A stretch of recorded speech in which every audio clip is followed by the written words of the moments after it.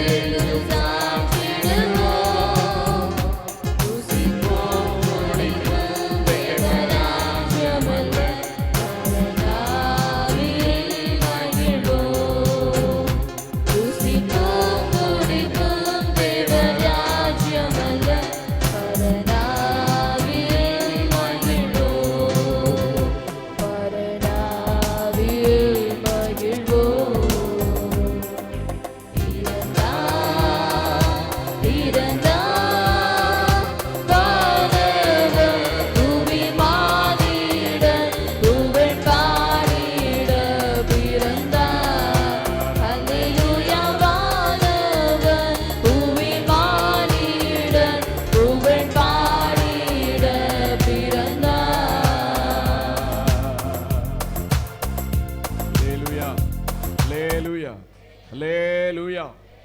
ஸ்தோத்திரம். இன்னொரு பாடலை பாடுவோம். பாடல் புத்தகத்தில் 676வது பாடல். பெத்தலையில் பிறந்தவரை போற்றி துதி மனமே.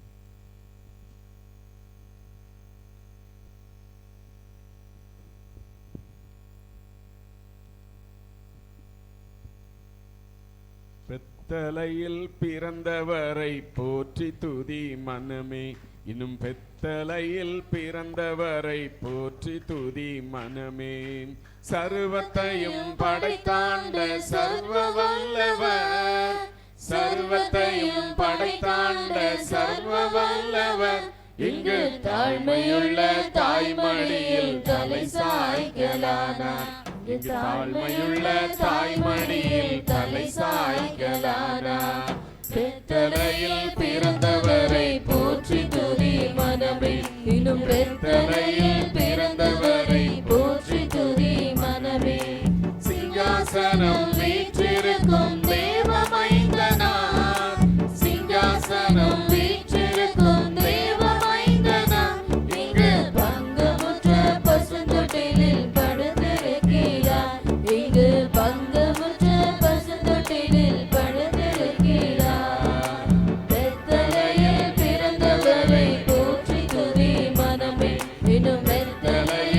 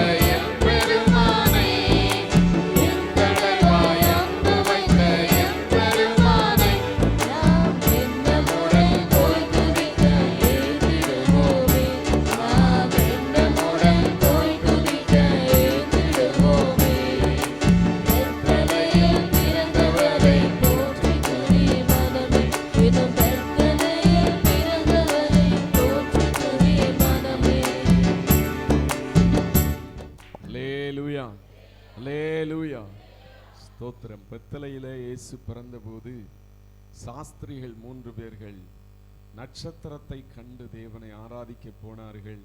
இவ்வளோ தூரத்திலிருந்து போய் ஆண்டவரை பார்த்து சந்தோஷமடைந்தவர்களாய் போனார்கள். இந்த காலை வேளையிலும் இயேசுனுடைய பிறப்பை நாம் நினைவுகூர ஆராதிக்க வந்திருக்கிறோம். ஒரு மகிழ்ச்சியோடு விடுதலையோடு ஆராதித்து நாம் தேவனுடைய ஆசீர்வாதத்தை பெற்றுக்கொண்டவர்களாக கடந்து போகணும். ஸ்தோத்திரம். இயேசுவை நாம் விசுவாசத்தோடு ஆராதிக்கிறோம். ஒரு நாள் வரப்போகிறது, அவரை முகமுகமாக கண்டு நாம அவரை துதிக்க போறோம். எத்தனை பேர் நம்புறீங்க? இயேசுவை முகமுகமாய் காணப்போகிறோம். Price the Lord. 392வது பாடலை எல்லாரும் முழங்கால் படியிட்டு நாம் இந்த வேளையில பாடுவோம். ஆராதிக்கின்றோம், உம்மை ஆராதிக்கின்றோம், ஆத்மநாதன் இயேசு உம்மை ஆராதிக்கின்றோம். Price the Lord.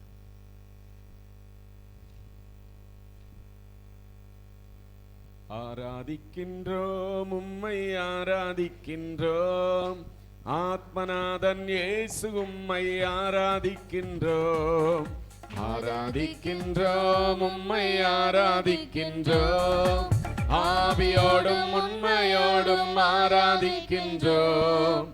ஆராதிக்கின்றோம், உம்மை ஆராதிக்கின்றோம், ஆத்மநாதன் இயேசு உம்மை ஆராதிக்கின்றோம். ஆராதிக்கின்றோம், உம்மை ஆராதிக்கின்றோம், ஆவியோடும் உண்மையோடும் ஆராதிக்கின்றோம். அல்லேலூயா அல்லேலூயா கீதம் பாடுவோம், அல்லேலூயா கீதம் பாடி ஆராதிப்போமே. அல்லேலூயா அல்லேலூயா கீதம் பாடுவோம், அல்லேலூயா கீதம் பாடி ஆராதிப்போமே.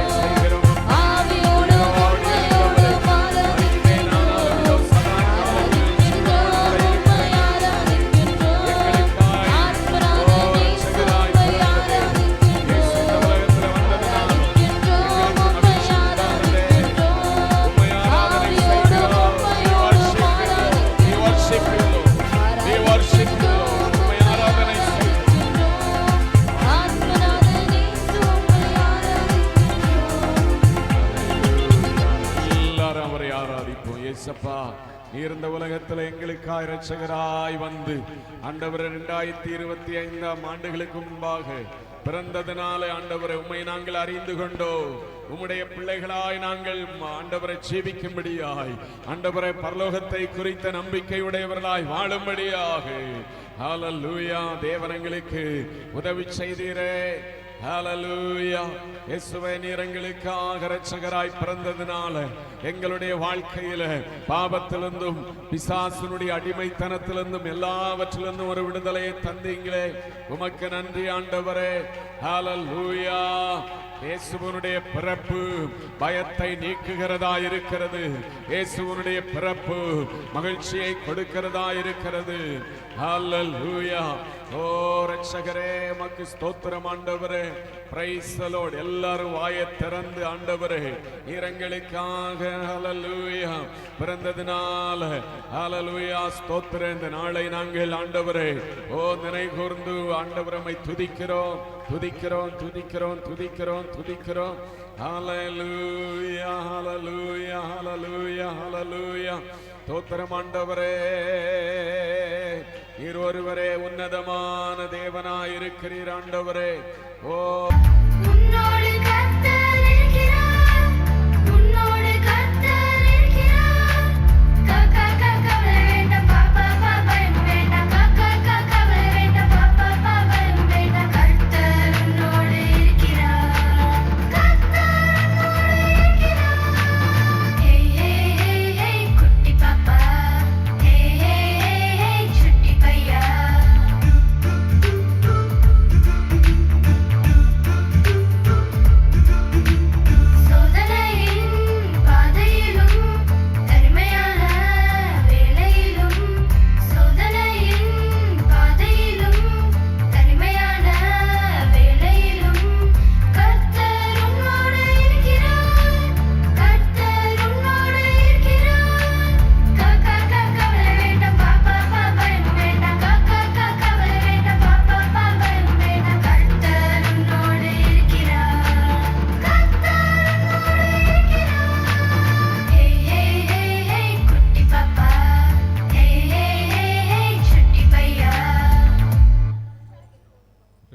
போதும் போங்க.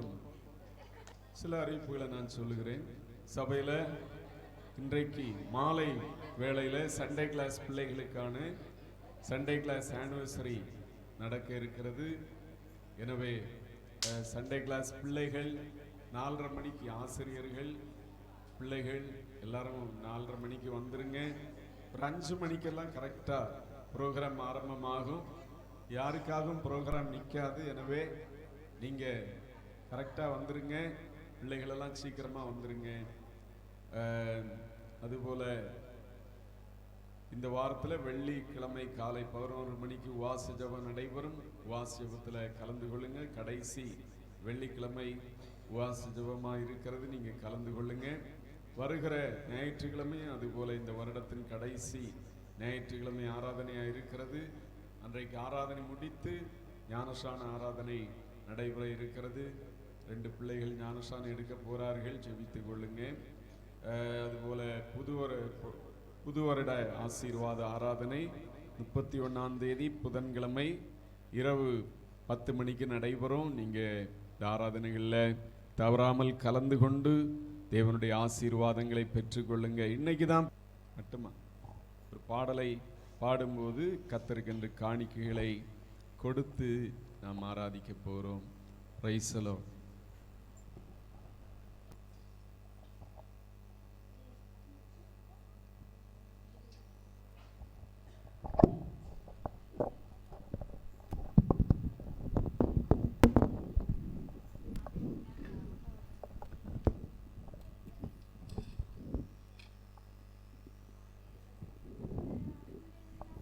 மாலம் உணர்ந்து கொள்ளும்போது உள்ளான என் உள்ளம் உறுதியாகின்றது.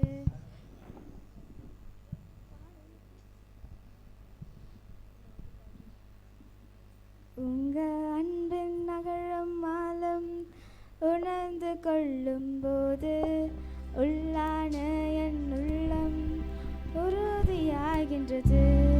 உங்க அன்பின்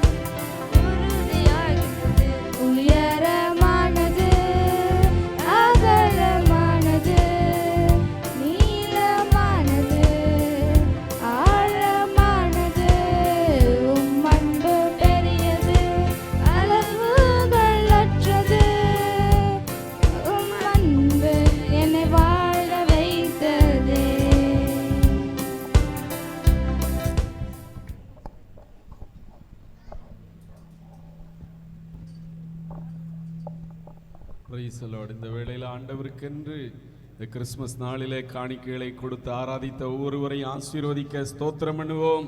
பிரைஸ் தி லார்ட், ஹalleluya. இந்த கிறிஸ்மஸ் காலங்களிலே எல்லா குடும்பங்களின் தேவைகளை தேவன் சந்தித்து நடத்த ஸ்தோத்திரம் பண்ணுவோம். பிரைஸ் தி லார்ட், ஹalleluya. யாரெல்லாம் வியாதி பலவீனங்களோடு இருக்கிறார்களோ எல்லாரையும் விடுதலையாக்கி நடத்தும்படியாய் கைகளை தட்டி ஸ்தோத்திரம் பண்ணுவோம். பிரைஸ் தி லார்ட், ஹalleluya, ஹalleluya. ஆமென். ஸ்தோத்திரம், ஸ்தோத்திரம், ஸ்தோத்திரம். ஆமென். Praise the Lord.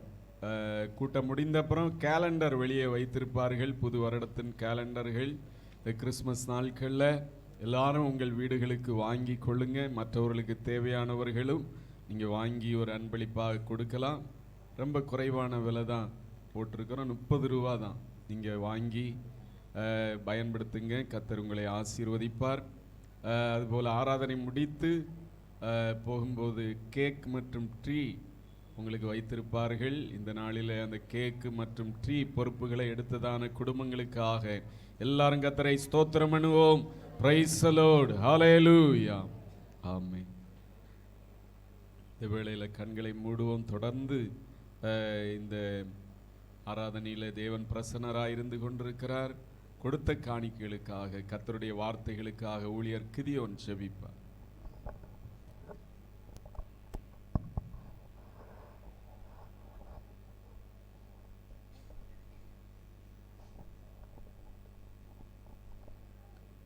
சோதரம் கத்தாவே துதிக்கிறோம் தாப்பனே. சர்வல்ல தேவனுமக்கே சோதரம் தாப்பனே. ஹல்லேலூயா. அன்றுவரே நேற்றும் இன்றும் என்று மாறாத தேவனே. ஹல்லேலூயா. ஏசப்பா ஆம சோதரம் சோதரம் கத்தாவே உன்னதத்திலிருந்து ஏசப்பா எனக்கு வந்து தேவனே உமக்கே சோதரம் தாப்பனே. ஹல்லேலூயா. ஏசப்பா ஆமக்கு சோதரம் கத்தாவே துதிக்கிறோம் தாப்பனே. ஹல்லேலூயா. அன்றுவரே உமக்கு சோதரம் சோதரம் சோதரம் கத்தாவே.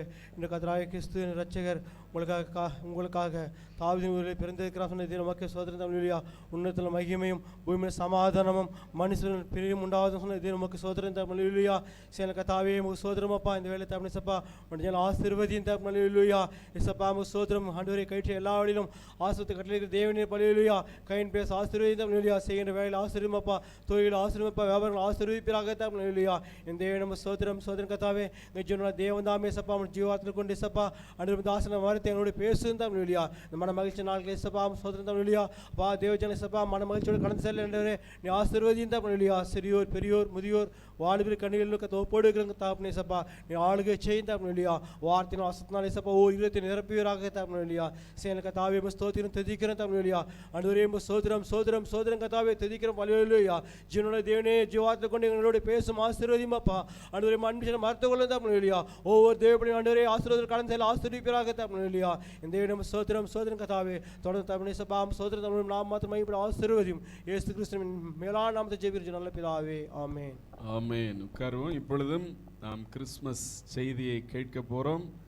ஐயா கரெக்டாக 1 மணி நேரம் செய்தி கொடுக்க போகிறார்கள். இந்த நாளிலும் சுவிசேஷகர் ஜார்ஜ் ஜோஷுவா ஐயா அவர்கள் நம் மத்தியில் வந்திருக்கிறார்கள். அவர்களை ஆபிரகாம் சேகர் ஐயா அவர்கள் நமக்கு இன்ட்ரடியூஸ் பண்ணி வைத்திருக்கிறார்கள். அழைத்த போது அவர்கள் வருகிறேன் என்று சொல்லி இந்த நாளிலே வந்திருக்கிறார்கள். சிஸ்டர் கொடுங்க. அவர்கள் கர்த்தருடைய வார்த்தைகளை கொடுக்க போகிறார்கள். இந்த நாளில் புதிதாய் வந்ததான வினிதா சகோரிக்காக அவருடைய வாழ்க்கையில் தேவன் அற்புதம் செய்யணும். குறிப்பாக 2 பிள்ளைகளுக்கும் பலவீனம் மாறணும். நிர்கிதா சிவானி என்கிற 2 பிள்ளைகளுக்காக கணவர் ரட்சிக்கப்படணும். கர்த்தரை ஸ்தோத்திரம் பண்ணுவோம். ஸ்தோத்திரம் ஸ்தோத்திரம் ஸ்தோத்திரம். அதுபோல செல்வம் அவர்கள் வந்திருக்கிறார்கள். இந்த நாளில் 2 பேரும் ஒரே குடும்பம் தானோ. ஸ்தோத்திரம். அவரையும் அவர் செய்கிற வேலைகள் எல்லாவற்றிலும் கர்த்தர் கூட இருந்து ஆசீர்வதிக்க ஸ்தோத்திரம் பண்ணுவோம். பிரைஸ் தி லார்ட், ஹல்லேலூயா, ஹல்லேலூயா. ஆமென். இந்த நாட்களில் கர்த்தர் தாமே தேசத்தில் ஒரு ரட்சிப்பை கட்டளையிடும்படியாக ஸ்தோத்திரம் பண்ணுவோம். ஸ்தோத்திரம் ஸ்தோத்திரம். நிறைய இடங்களில் கிறிஸ்தவர்களுக்கு எதிராய், குறிப்பாக இந்த கிறிஸ்மஸ் ஆராதனைகளுக்கு எதிரான தடைகள், போராட்டங்கள், எதிர்ப்புகள் அதிகமாக இருக்கிறது. ஸ்தோத்திரம். ஒரு இடத்துல நார்த் இந்திய பகுதியில் தெருவில் தான் உட்கார்ந்து கிறிஸ்மஸ் அந்த தாத்தா முகமூடி அதெல்லாம் வித்துட்டு இருக்காங்க. இந்திக்காரங்க தான் விற்கிறவங்களே. அதெல்லாம் ஜீசஸ் கிறிஸ்மஸுக்குள்ளதெல்லாம் விற்கக்கூடாது, எடுத்துருங்க அப்படின்னு சொல்லி அவங்கள மிரட்டி எடுக்க வைக்கிறாங்க. இன்னும் பல இடங்களிலே அதுபோல் நடக்கிறது, பல காரியங்கள் நடக்கிறது. கர்த்தர் தாமே எல்லா ஜனங்களும் ரட்சிப்பை பெற, மீட்பை அடைய கர்த்தர் உதவி செய்யணும். ஸ்தோத்திரம் பண்ணுவோம். Praise the lord. ஹல்லேலூயா, ஹல்லேலூயா. ஆமென். நானே வழியும் சத்தியமும் ஜீவனுமாய் இருக்கிறேன், என்னாலே அல்லாமல் ஒருவனும் பரலோகத்தில் வரான் என்று சொல்லப்பட்டவர். இயேசுவினுடைய வார்த்தையின்படி ஜனங்கள் ஆண்டவரை ஏற்றுக்கொள்ளணும். இயேசு ஒருவரே இந்த உலகத்தில் இரட்சகராய் மனுக்குலத்துக்காய் பிறந்தார். அவர் கல்வாரி சிலுவையில் அதற்கான கிரயம் செலுத்தினார். மக்கள் கேட்கலாம், வேற யார மூலமாகவும் மோட்சம் போக முடியாதா, பரலோகம் போக முடியாதா? எத்தனையோ தெய்வங்கள் இருக்கிறதே. இருக்கலாம். ஆனால் இயேசு ஒருவரே இந்த உலகத்தில் மனுக்குலத்தை ரட்சிக்க வந்தார். மக்களுக்காக தன்னுடைய ஜீவனை கொடுத்தார், பாடுபட்டார், மரித்தார், கல்லறையிலே அடக்கம் பண்ணப்பட்டார். ஆனால் 3ஆம் நாள் உயிர் தெழுந்தார். இன்றைக்கும் இயேசுவினுடைய கல்லறை திறந்ததாக அங்கே இஸ்ரவேல் நாட்டில் இருக்கிறது. அந்த இயேசு சீக்கிரமாய் வரப்போகிறேன் என்று சொல்லி இருக்கிறார்.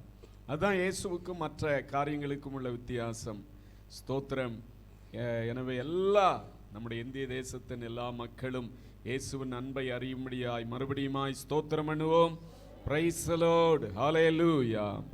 ஆமென். இப்பொழுதும் அருமையான ஐயா ஜார்ஜ் ஜோஷுவா அவர்கள் கர்த்தருடைய வார்த்தையை கொடுப்பார்கள். எல்லாரும் இயேசுவின் நாமத்தினால கைகளை தட்டி அவரை வரவேற்போம். Price the Lord.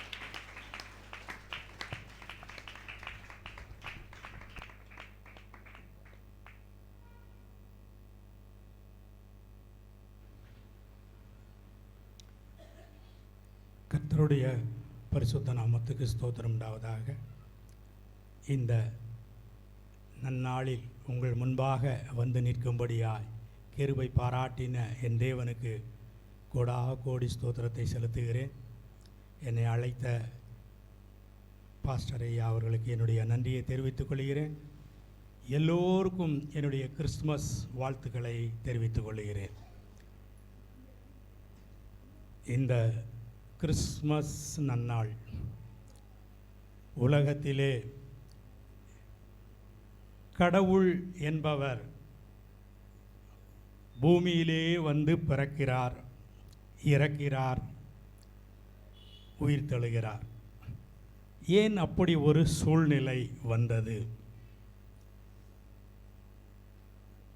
தேவன் என்றால் அவர் நித்தியமானவர். அல்லேலூயா. அவர் ஆதியும் அந்தமும் இல்லாதவர். அல்லேலூயா சொல்லுங்க பார்க்கலாம். அவர் தோற்றமும் இல்லை, முடிவும் இல்லை. அப்படியாய் சொல்லப்பட்ட தெய்வ ஏன் இந்த உலகத்திலே வந்து பிறந்தார் அப்படிங்கிற அடிப்படை ஆதாரங்களை இன்றைக்கு நீங்கள் என்ன செய்ய போகிறீர்கள்? தெரிந்து கொள்ளப் போகிறீர்கள். பரிசுத்த ஆவியானவர் நம்மளோடு இடைப்படுவாராக. இந்த சத்தியம் உங்களுக்கு ஒரு புது சத்தியமாய் இருக்கலாம். தேவன் அப்படி சித்தம் கொண்டிருந்தால் அது புது சத்தியமாய் இருக்கும்.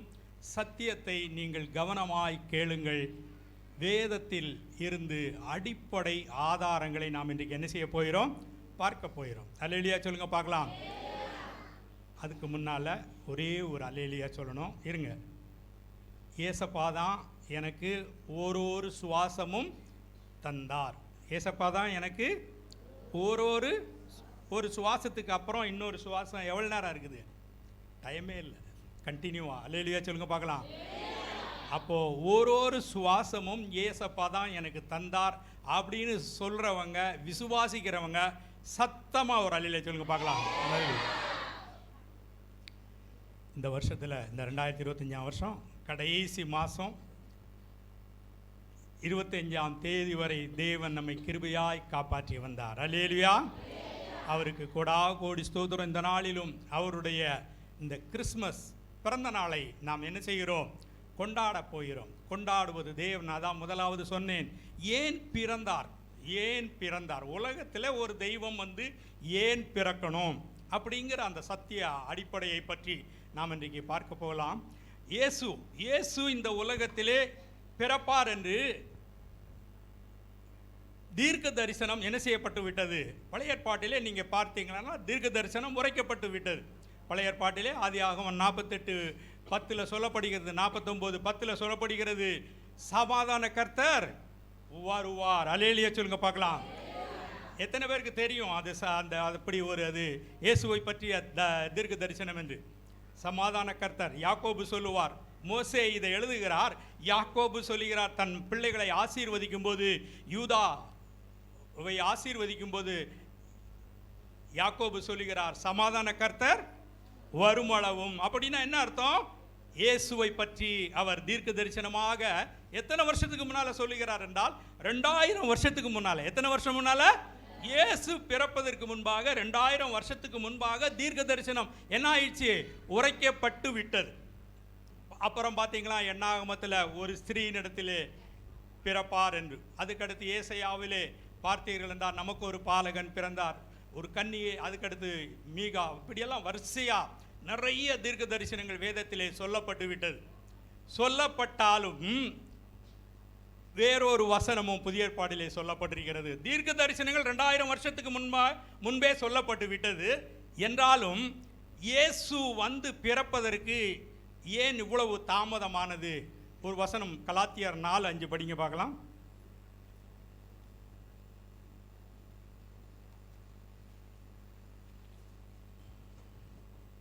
காலம் நிறைவேறின போது ஸ்திரீனிடத்தில் பிறந்தவரும் நியாயப்பிரமாணத்திற்கு கீழானவரும் ஆகிய தம்முடைய குமாரனை தேவன் அனுப்பினார். போதும். எங்கள் நேசிக்கிறதான நல்ல பிதாவே, இந்த அருமையான கால வேளைக்காய் நன்றியோடு துதிக்கிறோம் ராஜா. ஆதியிலே உம்முடைய வார்த்தை வானத்தையும் பூமியையும் அண்ட சராசரங்களையும் சிருஷ்டித்ததென்று நாங்கள் வேதத்திலே படிக்கிறோம் ராஜா. ஆண்டவரே, இன்றைய தினமும் அதே வார்த்தைகள் வல்லமை உள்ளதாய், ஜீவன் உள்ளதாய், மகிமை உள்ளதாய் புறப்பட்டு வந்து ஆண்டவரே கிரியை செய்யும்படியாய் தேவரீர் கிருபை செய்வீராக. எல்லா துதி கன மகிமை உமக்கு ஒருவருக்கே செலுத்துகிறோம். இயேசுவின் நாமத்தில் ஜெபங்கேளும் நல்ல தகப்பனே, ஆமீன். இங்கே சொல்லப்பட்டிருக்கிறது, காலம் நிறைவேறின போது இயேசு வந்து இந்த உலகத்தில் என்ன செய்தாராம்? பிறந்தார். காலம் நிறைவேறின போது இயேசு இந்த உலகத்திலே வந்து பிறந்தார். அப்படின்னா என்ன? ஏதோ காரியங்கள் நிறைவேற வேண்டி இருந்தது, அப்படித்தான் அர்த்தம். என்ன அர்த்தம்? ஏதோ காரியங்கள் நிறைவேற வேண்டி இருந்தது. என்ன காரியங்கள்? அந்த காரியங்கள் எல்லாம் நிறைவேறின பிற்பாடு இயேசு வந்து பிறக்கிறார் என்றால் என்ன காரியங்கள் நிறைவேறிச்சு அப்படின்னு நம்ம பார்க்கலாம். தேவன் இந்த உலகத்தை சிருஷ்டிக்கிறார். முதலாவது, தேவன் இந்த உலகத்தை சிருஷ்டிக்கும் பொழுது தேவன் இந்த உலகத்தை அவர் பட்சபாதம் உள்ள தேவன் அல்ல. பரலோகத்தை போலவே பூமியையும் அவர் என்ன செய்கிறார்?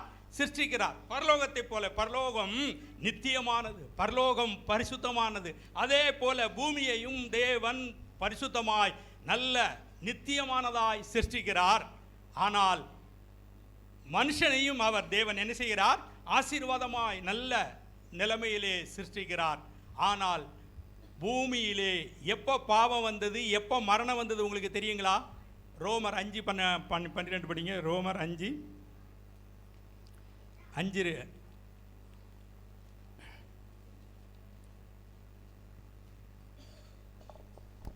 இப்படியாக ஒரே மனுஷனாலே பாவமும் பாவத்தினாலே மரணமும் உலகத்திலே பிரவேசித்தது போலவும். அதுல என்ன எழுதிருக்கிறது? ஒரு மனுஷனால என்ன வந்துச்சான்?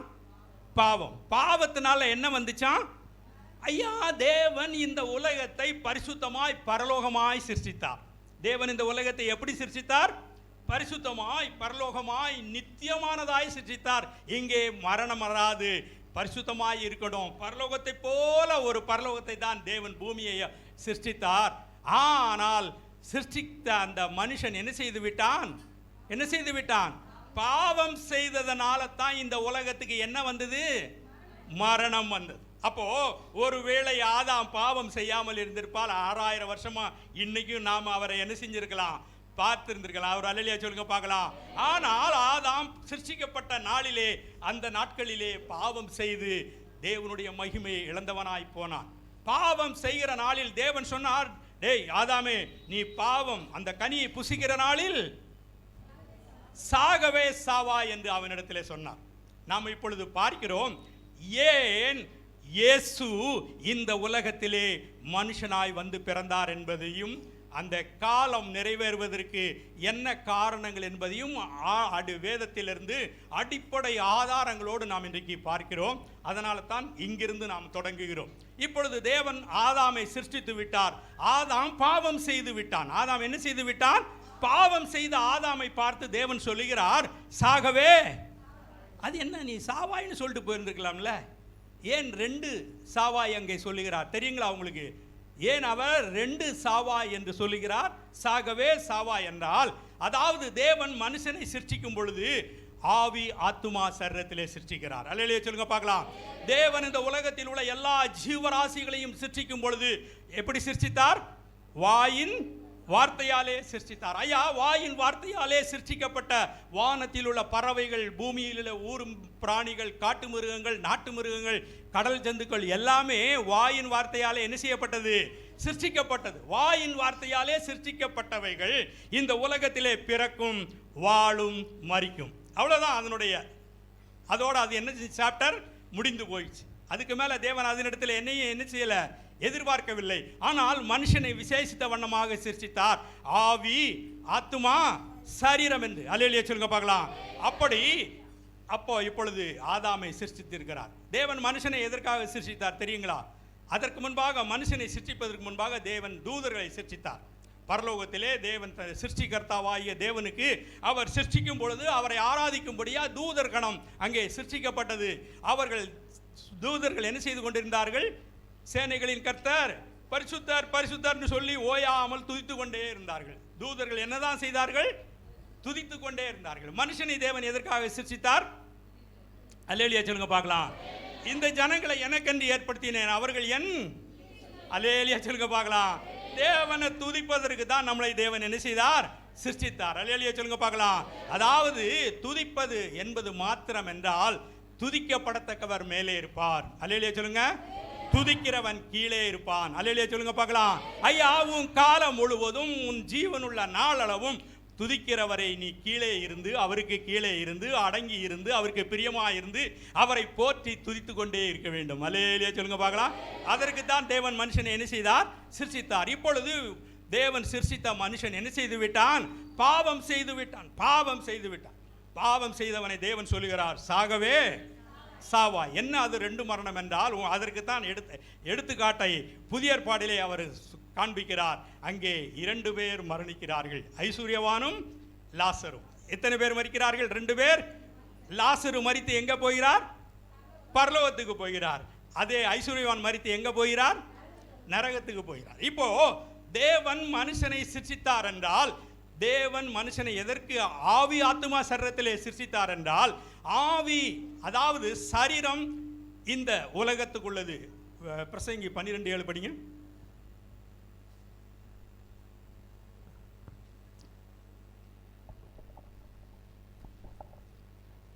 இவ்விதமாய் மண்ணானது தான் முன்னிருந்த பூமிக்கு திரும்பி. இங்க பாருங்க, எல்லாரும் சரியா கவனிங்க. சரீரமாகிய மண்ணு எங்க போயிருமா? எல்லாரும் சொல்லுங்களேன். நல்ல சந்தோஷமா ஒரு கிறிஸ்துமஸ் அன்னைக்கு நல்ல வார்த்தைகளை பேசி சந்தோஷமா அப்படியே நல்ல உற்சாகமா நம்ம தேவனை ஆராதிக்கலாமே. சொல்லுங்க பார்க்கலாம். சரீரம், மண்ணான சரீரம் எங்க போயிருமா? அப்புறம் அடுத்த வார்த்தை படிங்க. ஆவி தன்னை. ஆவி கேட்டுக்கோங்க. ஏன் மனுஷனை ஆவி ஆத்துமா சரீரம் என்று சிருஷ்டித்தார் என்றால், திரியேக தேவன் பிதா குமாரன் என்கிறதான திரியேக பிதா குமாரன் பரிசுத்த ஆவி என்கிறதான திரியேக தேவன் மனுஷனை சிருஷ்டிக்கும் பொழுது ஆவி ஆத்துமா சரீரத்திலே சிருஷ்டிக்கிறார். ஏன் அப்படி சிருஷ்டித்தார்? உலகத்தில் எந்த ஜீவராசியும் அப்படி சிருஷ்டிக்கவில்லை. மனுஷனை மாத்திரம் எப்படி சிருஷ்டிக்கிறார்? ஆவி ஆத்துமா சரீரத்திலே சிருஷ்டிக்கிறார். இப்பொழுது அதனுடைய அர்த்தம் நமக்கு அவர் எழுதுகிறார். சரீரம் மரித்தால் எங்க போயிடுமா? மண்ணுக்கு போய்விடும். ஆவி படிங்க. ஆவி தன்னை தந்த தேவனிடத்திற்கு, தன்னை தந்த தேவனிடத்துக்கு போகணும். அல்லேலூயா சொல்லுங்க பார்க்கலாம். அல்லேலூயா. அப்போ ஏன் மனுஷனை அவர் சிருஷ்டித்தார் என்றால், ஆவி ஆத்துமா சரீரத்திலே, ஐயா நீ இந்த உலகத்தில் உனக்கு ஒரு டீ டைம் கொடுக்குறேன், ஒரு 90 வயசு இல்லை 80 வயசு இல்லை 100 வயசு நீ வரைக்கும் உயிரோடு இருந்து நீ இங்கே மறிச்சு போ. அது தேவனுடைய பார்வையில் ஒரு டீ டைம். அந்த டீ டைம் முடிச்சிட்ட உடனே நீ எங்கே வந்துரு? ஆஹா, தந்த தேவன் எங்க இருக்கிறாரு? பரலோகத்தில் இருக்கிறார். பரலோகத்துக்கு நீ வந்துடணும் அப்படின்னு தேவன் என்ன சொல்றாரு? தந்த தேவனிடத்திலே நீ வந்து விட வேண்டும். ஏன் தந்த தேவனிடத்திலே வர வேண்டும்? ஏன் தேவதூதர்கள் அங்கே என்ன செய்து கொண்டிருக்கிறார்கள்? நித்திய காலமாய் தேவனை துதித்து கொண்டிருக்கிறார்கள். மனுஷனும் இந்த உலகத்தில் சரீரம் மரித்த பிற்பாடு ஆவி யாருக்குள்ளது? தேவன் ஆவியை ஊதினார், மனுஷன் இல்லை. அது ஆவி நித்தியமானது. மனுஷன் மரித்த பிற்பாடு ஆவி எங்க போயிடணும்? தேவனிடத்துக்கு போய், தேவனிடத்துக்கு எதுக்கு போகணுங்க? அங்க நித்திய காலமாய் ஆவி, அது என்னது? தேவனுக்குள்ளது, அது நித்தியமாய் வாழும். தேவதூதர்களை போல அங்கே போய் ஒரு நம்பரா சேர்ந்துரும். மனுஷன் அங்கே போய் நித்திய காலமாய், நீடூழி காலமாய், யுகாயுகமாய் தேவனை துதித்து கொண்டே இருக்க வேண்டும். அல்லேலூயா சொல்லுங்க பார்க்கலாம். இப்படி தேவன் மனுஷனை ஆவி ஆத்மா சரீரத்தில் சிருஷ்டிக்கிறார். ஆனால் சிருஷ்டிக்கப்பட்ட முதல் மனுஷனாகிய ஆதாமோ பாவம் செய்தான். பாவம் செய்த ஆத்மா என்ன செஞ்சிரும்? ஐஸ்வர்யவான் என்ன பார்த்தோம்? குற்றமுள்ள ஐஸ்வர்யவான் எங்க போனான்? நரகத்துக்கு போனான். இப்பொழுது ஆதாம் எங்க போவான்? பாவம் செய்து விட்ட ஆதாம் எங்க தான் போகணும்? நரகத்துக்கு போகணும். பார்த்தார். இப்போ முதல் மனிதனாகிய ஆதாமே நரகத்துக்கு போயிட்டா நஷ்டம் யாருக்குங்க? நஷ்டம் யாருக்கு? நஷ்டம். அல்லேலூயா, கரெக்டா சொன்னீங்க. ஏனென்றால் தேவனை, இந்த மனுஷன் இந்த உலகத்திலே சிருஷ்டிக்கப்பட்டு அவன் தேவனை ஆராதித்து தேவனுக்கு கீழ்ப்படிந்து ஒரு நாள் சரீரம் மரிக்கும் பொழுது பரலோகம் போய் அவன் இந்த பூமியிலே பலுகி பெருகி கோடான கோடியாய் இருந்தான் என்றால் அவன் பலுகி பெருகி பரலோகத்தையும் கோடான கோடியாய் நிரப்பி தேவனை துதித்து கொண்டே இருப்பான். அல்லேலூயா சொல்லுங்க பார்க்கலாம். இப்பொழுது முதல் மனுஷனாகிய ஆதாம் என்ன செய்து விட்டான்? பாவம் செய்து விட்டான். பாவம் செய்தவன் அவன் இப்பொழுது எங்க தான் போகணும்? நரகத்துக்கு போகணும். நரகத்துக்கு போனா தேவனை துதிக்க முடியுமா?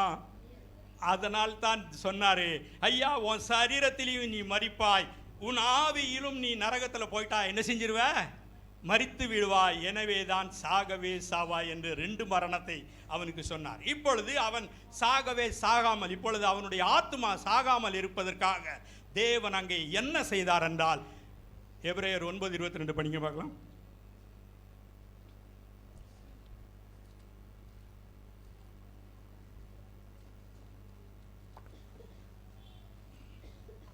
நியாயப்பிரமாணத்தின்படி எல்லாரும் பாருங்க, அந்த வார்த்தையை சரியா கவனிங்க.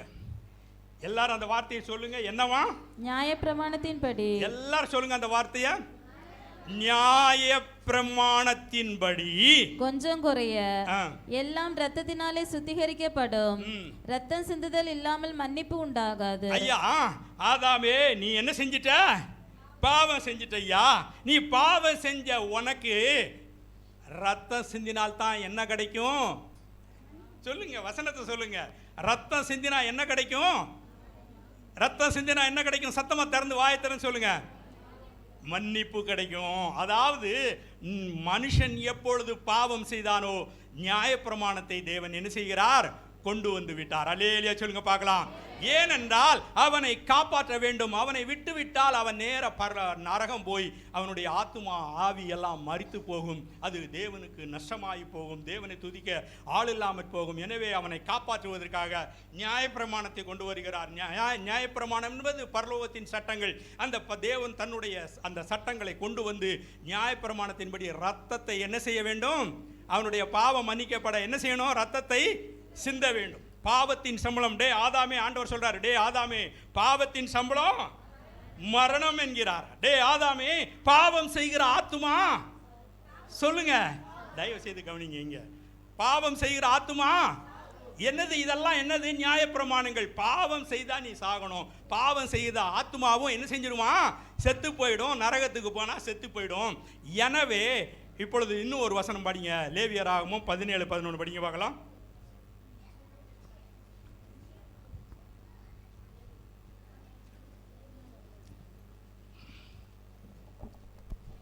மாம்சத்தின் உயிர் இரத்தத்தில் இருக்கிறது.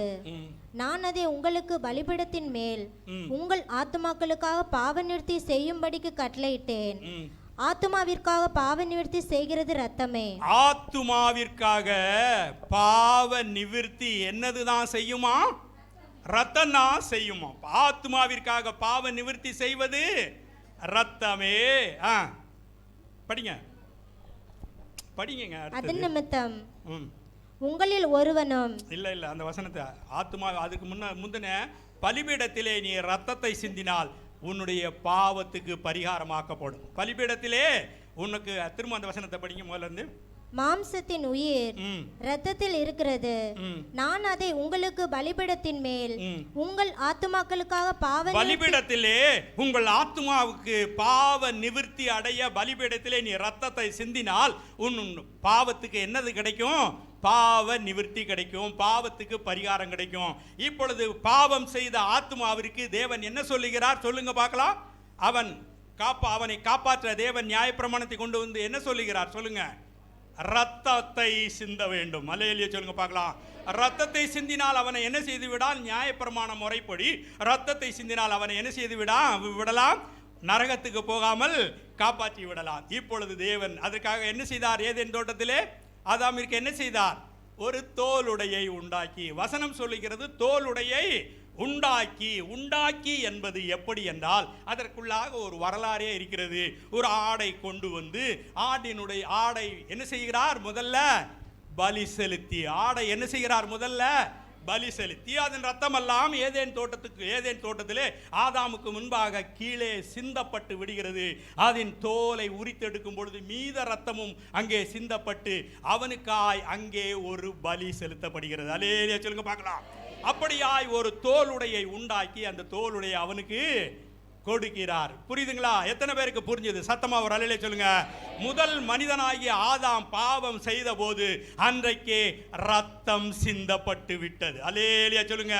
நியாயப்பிரமாணத்தை கொண்டு வந்து அவனை பாவத்திலிருந்து மீட்டெடுக்க, அவன் பாதாளம் போகாதபடி மீட்டெடுக்க ரத்தத்தை தேவன் என்ன செய்தார்? தேவனே சிந்தினார். அல்லேலூயா சொல்லுங்க பார்க்கலாம். அதை சிந்தும் பொழுது தேவன் ஒரு வசனத்தை கொடுக்கிறார் பாருங்க. வெளிப்படுத்தல் 13:8 படிங்க பார்க்கலாம்.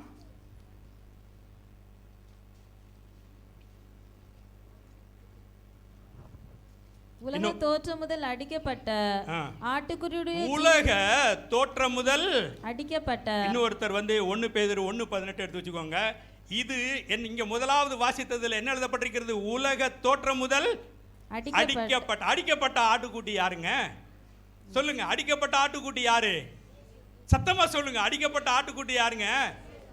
அது எப்பவே வந்துட்டாராம் அவரு. உலக தோற்றம் முதல். உலக தோற்றம் முதல் தான் தேவன் பூமியை சிருஷ்டித்தார். உலக தோற்றம் முதல் தான் ஏதேன் தோட்டத்தை தேவன் உருவாக்கினார். உலக தோற்றம் முதல் தான் ஆதாமை சிருஷ்டித்தார். உலக தோற்றம் முதல் தான் ஆதாம் பாவம் செய்தான். உலக தோற்றம் முதல் தான் ஆதாமிற்காக ஆடு அடிக்கப்பட்டு ரத்தம் சிந்தப்பட்டது. இப்பொழுது சொல்லுகிறார் உலக தோற்றம் முதல். எப்பொழுது மனுஷன் பாவம் செய்தானோ அன்றைக்கே அடிக்கப்பட்ட ஆட்டுக்குட்டியாய் இயேசுவை கொண்டு வந்து விட்டார். அல்லேலூயா சொல்லுங்க பார்க்கலாம். என்றைக்கு மனுஷன் பாவம் செய்தானோ அன்றைக்கே அடிக்கப்பட்ட ஆட்டுக்குட்டியாய் இயேசுவை அங்கே வைத்துக்கொண்டு தேவன் திரியேகமாய் மாறிவிட்டார். நியாயப்பிரமாணத்தை கொண்டு வருகிறார். தேவன் திரியேகமாய் மாறி இயேசுவை அடிக்கப்பட்ட ஆட்டுக்குட்டியாய் அங்கே வைத்துக்கொண்டு அவருடைய நிழலிலே ஒரு ஆட்டுக்குட்டியை பலி செலுத்தி அதன் தோலை உரித்தெடுத்து அவனுக்கு தோலுடையாய் கொடுத்தார். இப்பொழுது ஆதாம் எங்கே போக வேண்டிய அவசியம் இல்லை. அல்லேலூயா சொல்லுங்க பார்க்கலாம். இது முதலாவதே வந்து விட்டது. வேதத்தில் முதலாவதே இந்த சரித்திரம் என்ன செய்து விட்டது? வந்து விட்டது. எத்தனை பேருக்கு புரிஞ்சுது? அல்லேலூயா சொல்லுங்க பார்க்கலாம். இப்படியாய் நீங்க பார்த்தீர்கள் என்றால் இதற்கு அடுத்தபடியாய் அப்படியே போய்கிட்டே இருக்கும். இதற்கு அடுத்தபடியாக நாம் இன்னொரு காரியங்களை பார்க்கலாம். இயேசு இந்த உலகத்தில் என்ன பலியாய் வந்து மரித்தார்? சொல்லுங்க பார்க்கலாம். சொல்லுங்க சத்தமா சீக்கிரமா. நீங்க இதுவரைக்கும் என்ன தெரிஞ்சிருக்கிறீங்கன்னு தெரிஞ்சிருக்கணும்ல. இத்தனை வருஷம் கிறிஸ்துமஸ் கொண்டாடுறீங்க. இயேசு இந்த உலகத்திலே என்ன பலியாய் வந்து மரித்தார்? சொல்லுங்க. எல்லாருமே சொல்லுங்க. சத்தமா சொல்லுங்க. சர்வாங்க பாவ நிவாரண பலி வேற. சரி, 1 கொரிந்தியர் 5:7 படிங்க. சீக்கிரம் படிங்க. அதெல்லாம் ரொம்ப உண்மையான சரித்திரங்கள். அந்த வேதத்தில் ஒரு ஹார்ட் போல உள்ள அந்த சத்தியம். அது சரியா தெரிஞ்சுக்கணும். உங்க வேதத்துல கடைசி பகுதியில் அது எழுதி வைங்க. 1 கொரிந்தியர் 5:7 படிங்க சீக்கிரம். ஆகையால் நீங்கள் புளிப்பில்லாதவர்களாய் இருக்கிறபடியே புதிதாய் பிசைந்த மாவாய் இருக்கும்படிக்கு பழைய புளித்த மாவை புறம்பே கழித்து போடுங்கள். ஏனெனில் நம்முடைய பஸ்காவாகிய கிறிஸ்து. என்ன கிறிஸ்து? எல்லாரும் சொல்லுங்க அந்த வார்த்தையா. நம்முடைய எல்லார் வாயில இருந்து அந்த வார்த்தை வரட்டுமே. நம்முடைய பஸ்காவாகிய இயேசு இந்த உலகத்தில் என்னவாய் தான் வந்தாரு? பஸ்கா பலியாய் மரிக்க, பஸ்கா பலியாய் இந்த உலகத்திலே வந்தார். இயேசு இந்த உலகத்தில் என்னவாய் வந்தார்? தயவு செய்து மறக்காதீங்க. உங்கள் வேதத்தில் கடைசியில் பாகத்தில் எழுதி வைங்க. மற்ற எல்லா பலியும் நீங்கள் சொன்னீங்க, அது கரெக்டு தான். ஆனால் சரியானது, இயேசு இந்த உலகத்தில் என்ன பலியாய் வந்தார்? பஸ்கா பலியாய் வந்தார். பஸ்கா பலினா என்னது? பஸ்கா பலினா என்னதுன்னா, யாத்திராகமம் 12ஆம் அதிகாரத்தில் அங்கே தான் 11வது வசனத்தில் எழுதப்படுகிறது, இது கர்த்தருடைய பஸ்கா என்று. யாத்திராகமம் 12ஆம் அதிகாரத்தில் 11வது வசனத்தில் எழுதப்பட்டிருக்கிறது, இது கர்த்தருடைய பஸ்கா என்று எழுதப்பட்டிருக்கிறதா? எழுதியிருக்கா? அங்கே தான் முதல்ல பஸ்காங்கிற வார்த்தையே வேதத்தில் வருகிறது. அப்படின்னா பஸ்கானா என்ன அப்படின்னா, நீங்கள் அதில் 3வது வசனத்தை படிங்க. நீங்கள் இஸ்ரவேல் சபையார் யாவரையும் நோக்கி, இந்த மாதம் 10ஆம் தேதியில் வீட்டு தலைவர்கள் வீட்டுக்கு ஒரு ஆட்டுக்குட்டியாக. எல்லாரும் அந்த வார்த்தையை சொல்லுங்க பார்க்கலாம்.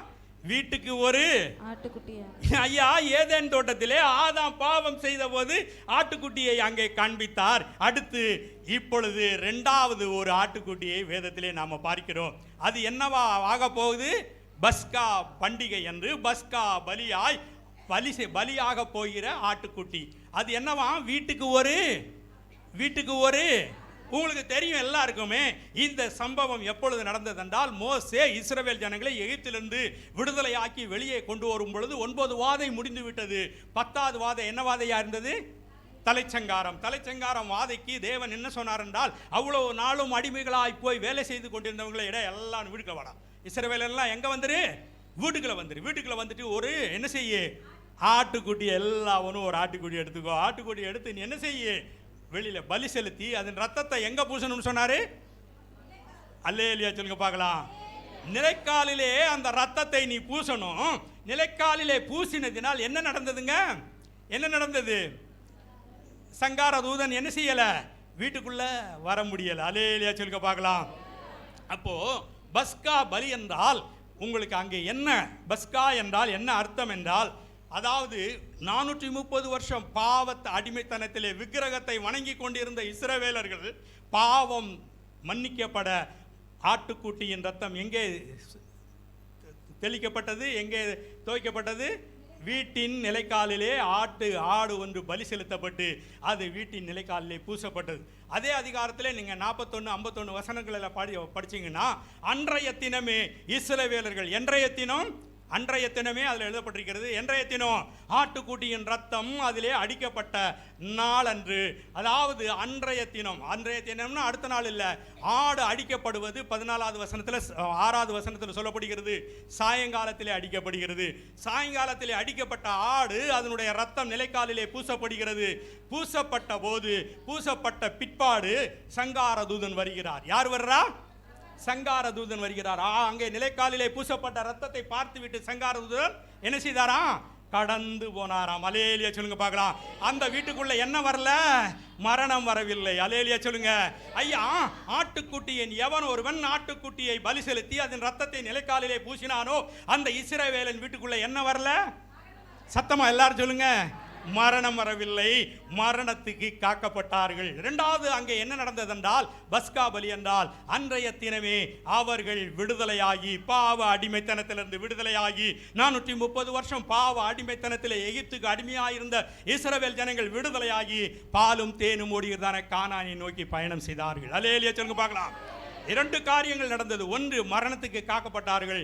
2வது, அவர்கள் பாவ அடிமைத்தனத்திலிருந்து விடுதலையாகி எந்த கானானை நோக்கி போனார்கள்? பாலும் தேனும் ஓடுகிறதான கானானை நோக்கி பயணம் செய்தார்கள். என் இயேசு கல்வாரி சிலுவையிலே பஸ்கா பலியாய் வந்து மரித்ததினால், இந்த உலகத்தின் பாவத்தை அவர் சுமர்ந்து தீர்த்ததினால் நாம் பாவத்திற்கு மீட்கப்பட்டோம், பாவத்திற்கு நாம் ரட்சிக்கப்பட்டோம். அல்லேலூயா சொல்லுங்க பார்க்கலாம். பாவத்திற்கு நாம் மீட்கப்பட்டோம் என்றால் பாவத்தின் பலன் என்னது? நரகம். அல்லேலூயா சொல்லுங்க பார்க்கலாம். நரகத்தில் போய் நாம் வெந்து சாகாதபடி, மரணிக்காதபடி தேவன் அவருடைய இரத்தத்தினாலே நம்மளை மீட்டெடுத்தார். அல்லேலூயா சொல்லுங்க. அதற்கடுத்த பிற்பாடு அந்த மீட்டெடுக்கப்பட்ட இன்றைக்கு நாம் என்ன செய்து கொண்டிருக்கிறோம்? நீதிமான்களாகி அவர்கள் பாலும் தேனும் ஓடுகிறதான கானானை நோக்கி பயணம் செய்தார்கள். நாமோ பரம கானானை, பரலோகத்தை நோக்கி நாம் என்ன செய்து கொண்டிருக்கிறோம்? பயணம் செய்து கொண்டிருக்கிறோம். அல்லேலூயா சொல்லுங்க பார்க்கலாம். இதுதான் பஸ்கா பலி. இதுதான் என்ன பலி? பஸ்கா பலி. பஸ்கா பலியா இயேசு இந்த உலகத்திலே அவர் என்னவாய் பஸ்கா பலினா என்னதுதான் பலி செலுத்தணும்? எல்லாரும் சொல்லுங்க. முதல்ல இருந்து நம்ம என்னத்தை பார்த்து வரோம்? ஆட்டுக்குட்டி. என்னது? ஆட்டுக்குட்டியின் ரத்தம். இதுதான் பஸ்கா. பஸ்கா பலி முதலாவது பாவம் செய்த பொழுது ஆடு பலி செலுத்தப்படுகிறது. இப்படியாய் அதாவது இந்த பஸ்கா பலியிலே அந்த முதல் பஸ்கா பலி 1500 வருஷம் இயேசு பிறப்பதற்கு முன்பாக எத்தனை வருஷத்துக்கு முன்னால நடந்தது? மோசேயின் நாட்களில் 1500 வருஷத்துக்கு முன்பாக இந்த பஸ்கா பலி முதல் பஸ்கா பண்டிகை நடந்தது. அந்த முதல் பஸ்கா பண்டிகைக்கு எத்தனை ஆடுகளை அவர்கள் பலி செலுத்தினார்கள் தெரியுமா? அதில் 12:37 படிங்க. இஸ்ரவேல் புத்திரர் படிங்க. இஸ்ரவேல் புத்திரர் ராமசேசை விட்டு கால்நடையாய் பிரயாணம் பண்ணி சுக்கோத்துக்கு போனார்கள். அவர்கள் பிள்ளைகள் தவிர 6 லட்சம் புருஷரா இருந்தார்கள். எத்தனை புருஷரா? எல்லாரும் சொல்லுங்க. 6 லட்சம் புருஷர் என்பது 6 லட்சம் புருஷர்னு அங்கே எழுதியிருக்குது. அப்படின்னா என்ன அர்த்தம் அப்படின்னா, புருஷர் என்றால் போர் புரியும் சேனை வீரர்கள். யார் அவங்க? நல்ல பலசாலிகள், திடகார்த்தமான பலசாலிகள். எத்தனை பேரா? 6 லட்சம் பேர். 6 லட்சம் பேர் என்றால் அங்கே முதலாவது நாம் படித்தோம், வீட்டுக்கு ஒரு ஆட்டுக்குட்டி தெரிந்து. 6 லட்சம் புருஷர்கள் என்றால் இப்போ உங்கள் சபையில் ஒரு 100 குடும்பம் வருதுன்னு வச்சுக்கிடுவோம். உதாரணத்துக்கு ஒரு 100 குடும்பம் வந்தால் இதில் பலசாலிகளாக இந்த திடனா இந்த புருஷர்கள் மாத்திரம் எத்தனை பேர் இருப்பாங்க? ஒரு 30 வயசு நிறைஞ்சவங்க எத்தனை பேர் இருப்பாங்க? ஒரு 15 பேர், இல்லை 20 பேர் இருப்பாங்க. அவ்வளோதானே. 10-15 பேர் இல்லைன்னா 20 பேர் இருப்பாங்க. அப்படி தானே? இதே கணக்கை நம்ம அங்கே வச்சுக்கிறோமே. 6 லட்சம் புருஷர்கள் என்றால் வீட்டுக்கு ஒரு 2 புருஷர்னு வச்சுக்கிடுவோம். ஒரு வீட்டுக்கு சொல்லுங்க கணக்கு. 2 பேசுங்களேன். ஒரு வீட்டுக்கு 2 புருஷர். ஒரு வீட்டில் 2 பேர் இருப்பாங்க, 2 பசங்க இருப்பாங்க, வாலிபர்கள்னு வச்சுக்கிடுவோம். ஒரு வீட்டுக்கு ஒரு ஆளையும் கூட வச்சுக்கலாம், 2 பேரையும் வச்சுக்கலாம். அப்படி வச்சா எத்தனை குடும்பம் ஆச்சுங்க? 3 லட்சம் குடும்பம். எத்தனை குடும்பம்? 3 லட்சம் குடும்பம் இருந்தால் தான் 3 லட்சம் குடும்பத்துக்கு 6 லட்சம். வீட்டுக்கு 2 பேர்னா 6 லட்சம். ஏன் பேச மாட்டேங்கிறீங்க? 6 லட்சம் புருஷர்கள் வருவார்கள். அப்படி தானே? எத்தனை பேர் வேதத்தில் சொல்லப்பட்டிருக்கிறது? 6 லட்சம். அப்போனா எத்தனை லட்சம் குடும்பங்கள்? ஐயா, வீட்டுக்கு ஒரு ஆட்டுக்குட்டினா அப்போ அன்னைக்கு எத்தனை ஆட்டுக்குட்டி பலியானது? எங்க 3 லட்சம் குடும்பம்னா வீட்டுக்கு ஒரு ஆட்டுக்குட்டி, ஒரு வீடுல ஒரு குடும்பம், ஒரு குடும்பத்துக்கு ஒரு ஆடு. அப்படின்னா எத்தனை லட்சம் ஆடு பலியானது? சத்தமா எல்லாரும் வாயில் திறந்து சொல்லுங்க பார்க்கலாம். எல்லாரும் சத்தமா வாயில் திறந்து. 3 லட்சம் ஆடுகள் முதல் பஸ்கா அன்று பலியானது. 3 லட்சம் ஆடுகள். எத்தனை முதல் பஸ்கா? எத்தனை வருஷத்துக்கு முன்னால பலியாக தொடங்குச்சு? இயேசு கிறிஸ்து பிறப்பதற்கு முன்பு 1500 வருஷத்துக்கு முன்பு முதல் பஸ்காவிலே 3 லட்சம் ஆடுகள், 3 லட்சம் ஆடுகள் பலியானது. அங்கே வாங்க அதே இதில் 14வது வசனத்தில் சொல்றாரு தேவன் மோசே மூலமாய் சொல்லுகிறார், இந்த பஸ்காவை தலைமுறையாய் நீங்கள் என்ன செய்ய வேண்டும்? ஆசரிக்க வேண்டும். அல்லேலூயா சொல்லுங்க பார்க்கலாம். ஒவ்வொரு வருஷமும் நீ இந்த பஸ்காவை நீ என்ன செய்யணும்? ஆசரிக்கணும். நீங்க லூக்கா 2:41 படிச்சீங்கன்னா இயேசு பஸ்கா பலிக்கு எருசலேமுக்கு வந்தார் என்று வேதத்தில் எழுதப்பட்டிருக்கிறது. அப்படி என்றால் இயேசுவின் நாட்கள், இயேசு பிறந்த போது கூட பஸ்கா பண்டிகை என்ன செய்து வந்தது? தொடர்ந்து வந்தது. அந்த வசனத்தை படிங்க. 2:41 லூக்கா 2:41. அவருடைய தாய் தகப்பன்மார் வருஷந்தோறும் பஸ்கா பண்டிகையின் எருசலேமுக்கு போவார்கள். அவருக்கு 12 வயதான போதும். பஸ்கா பண்டிகைக்கு எங்க போனவாங்களாம்? ஐயா, 1500 வருஷத்துக்கு முன்னால தொடங்கப்பட்ட பஸ்கா. முதல் பஸ்காவிலே 3 லட்சம் ஆடு பலியானது. ஒவ்வொரு வருஷமும் பஸ்காவை நீ கொண்டாடணும். அங்க வசனத்தை நீங்க படிச்சீங்கன்னா தலைமுறையால் நித்தியமா நியமமாய் நீ இதை ஆசரிக்கணும்னு அந்த யாத்திராகம் 12:14 சொல்லுகிறார் தேவன். அப்படியாய் இவர்கள் வருஷம் இந்த பண்டிகையை கொண்டாடி வருகிறார்கள். ஒரு வருஷம் 3 லட்சம் ஆடுன்னா 2வது வருஷம் இஸ்ரவேலன் கூடியிருப்பானா குறைஞ்சிருப்பானா? அப்போம்னா ஆடுகள் என்ன செஞ்சிருக்கும்? கூடி இருக்கும். எத்தனை வருஷமா? 1500 வருஷம். இந்த பலி போக இன்னும் பாவம் செய்தால் சர்வாங்க தகன பலி, பாவ நிவாரண பலி, குற்ற நிவாரண பலி, இதற்கும் என்ன செய்ய வேண்டும்? ஆடுகளை என்ன செய்ய வேண்டும்? பலி செலுத்த வேண்டும். அப்போ எத்தனை கோடி ஆடுகள் ஐயா இந்த உலகத்திலே பலியாகணும்? எத்தனை கோடி ஐயா இந்த உலகத்தில் பலியாச்ச அந்த ஆடுகள் எந்த ஆடாவது சொல்லிச்சா? என் பேர் ஜார்ஜ், நீ பாவம் செஞ்சிட்டீங்க, உங்கள் பாவ நிவாரணத்துக்கு நான் என்ன செய்கிறேன்? மறிக்கிறேன்னு எந்த ஆடாவது சொல்லிச்சா? ஐயா 6 அறிவுள்ள மனுஷன் பாவம் செய்கிறான், ஒன்றுமே அறியாத 5 அறிவுள்ள அந்த ஆடு என்ன செய்கிறது? பலியாச்சு. இதைத்தான் பரிசுத்த அங்க தேவன் பார்த்து கொண்டே இருக்கிறார். எவ்வளவு நாள் தான் இப்படி கோடிக்கணக்கான ஆடுகளை கொண்டு கொண்டு இருப்பது? எனவே அவைகளை மறிக்க விடுவது. எனவே அவர் என்ன செய்கிறார்?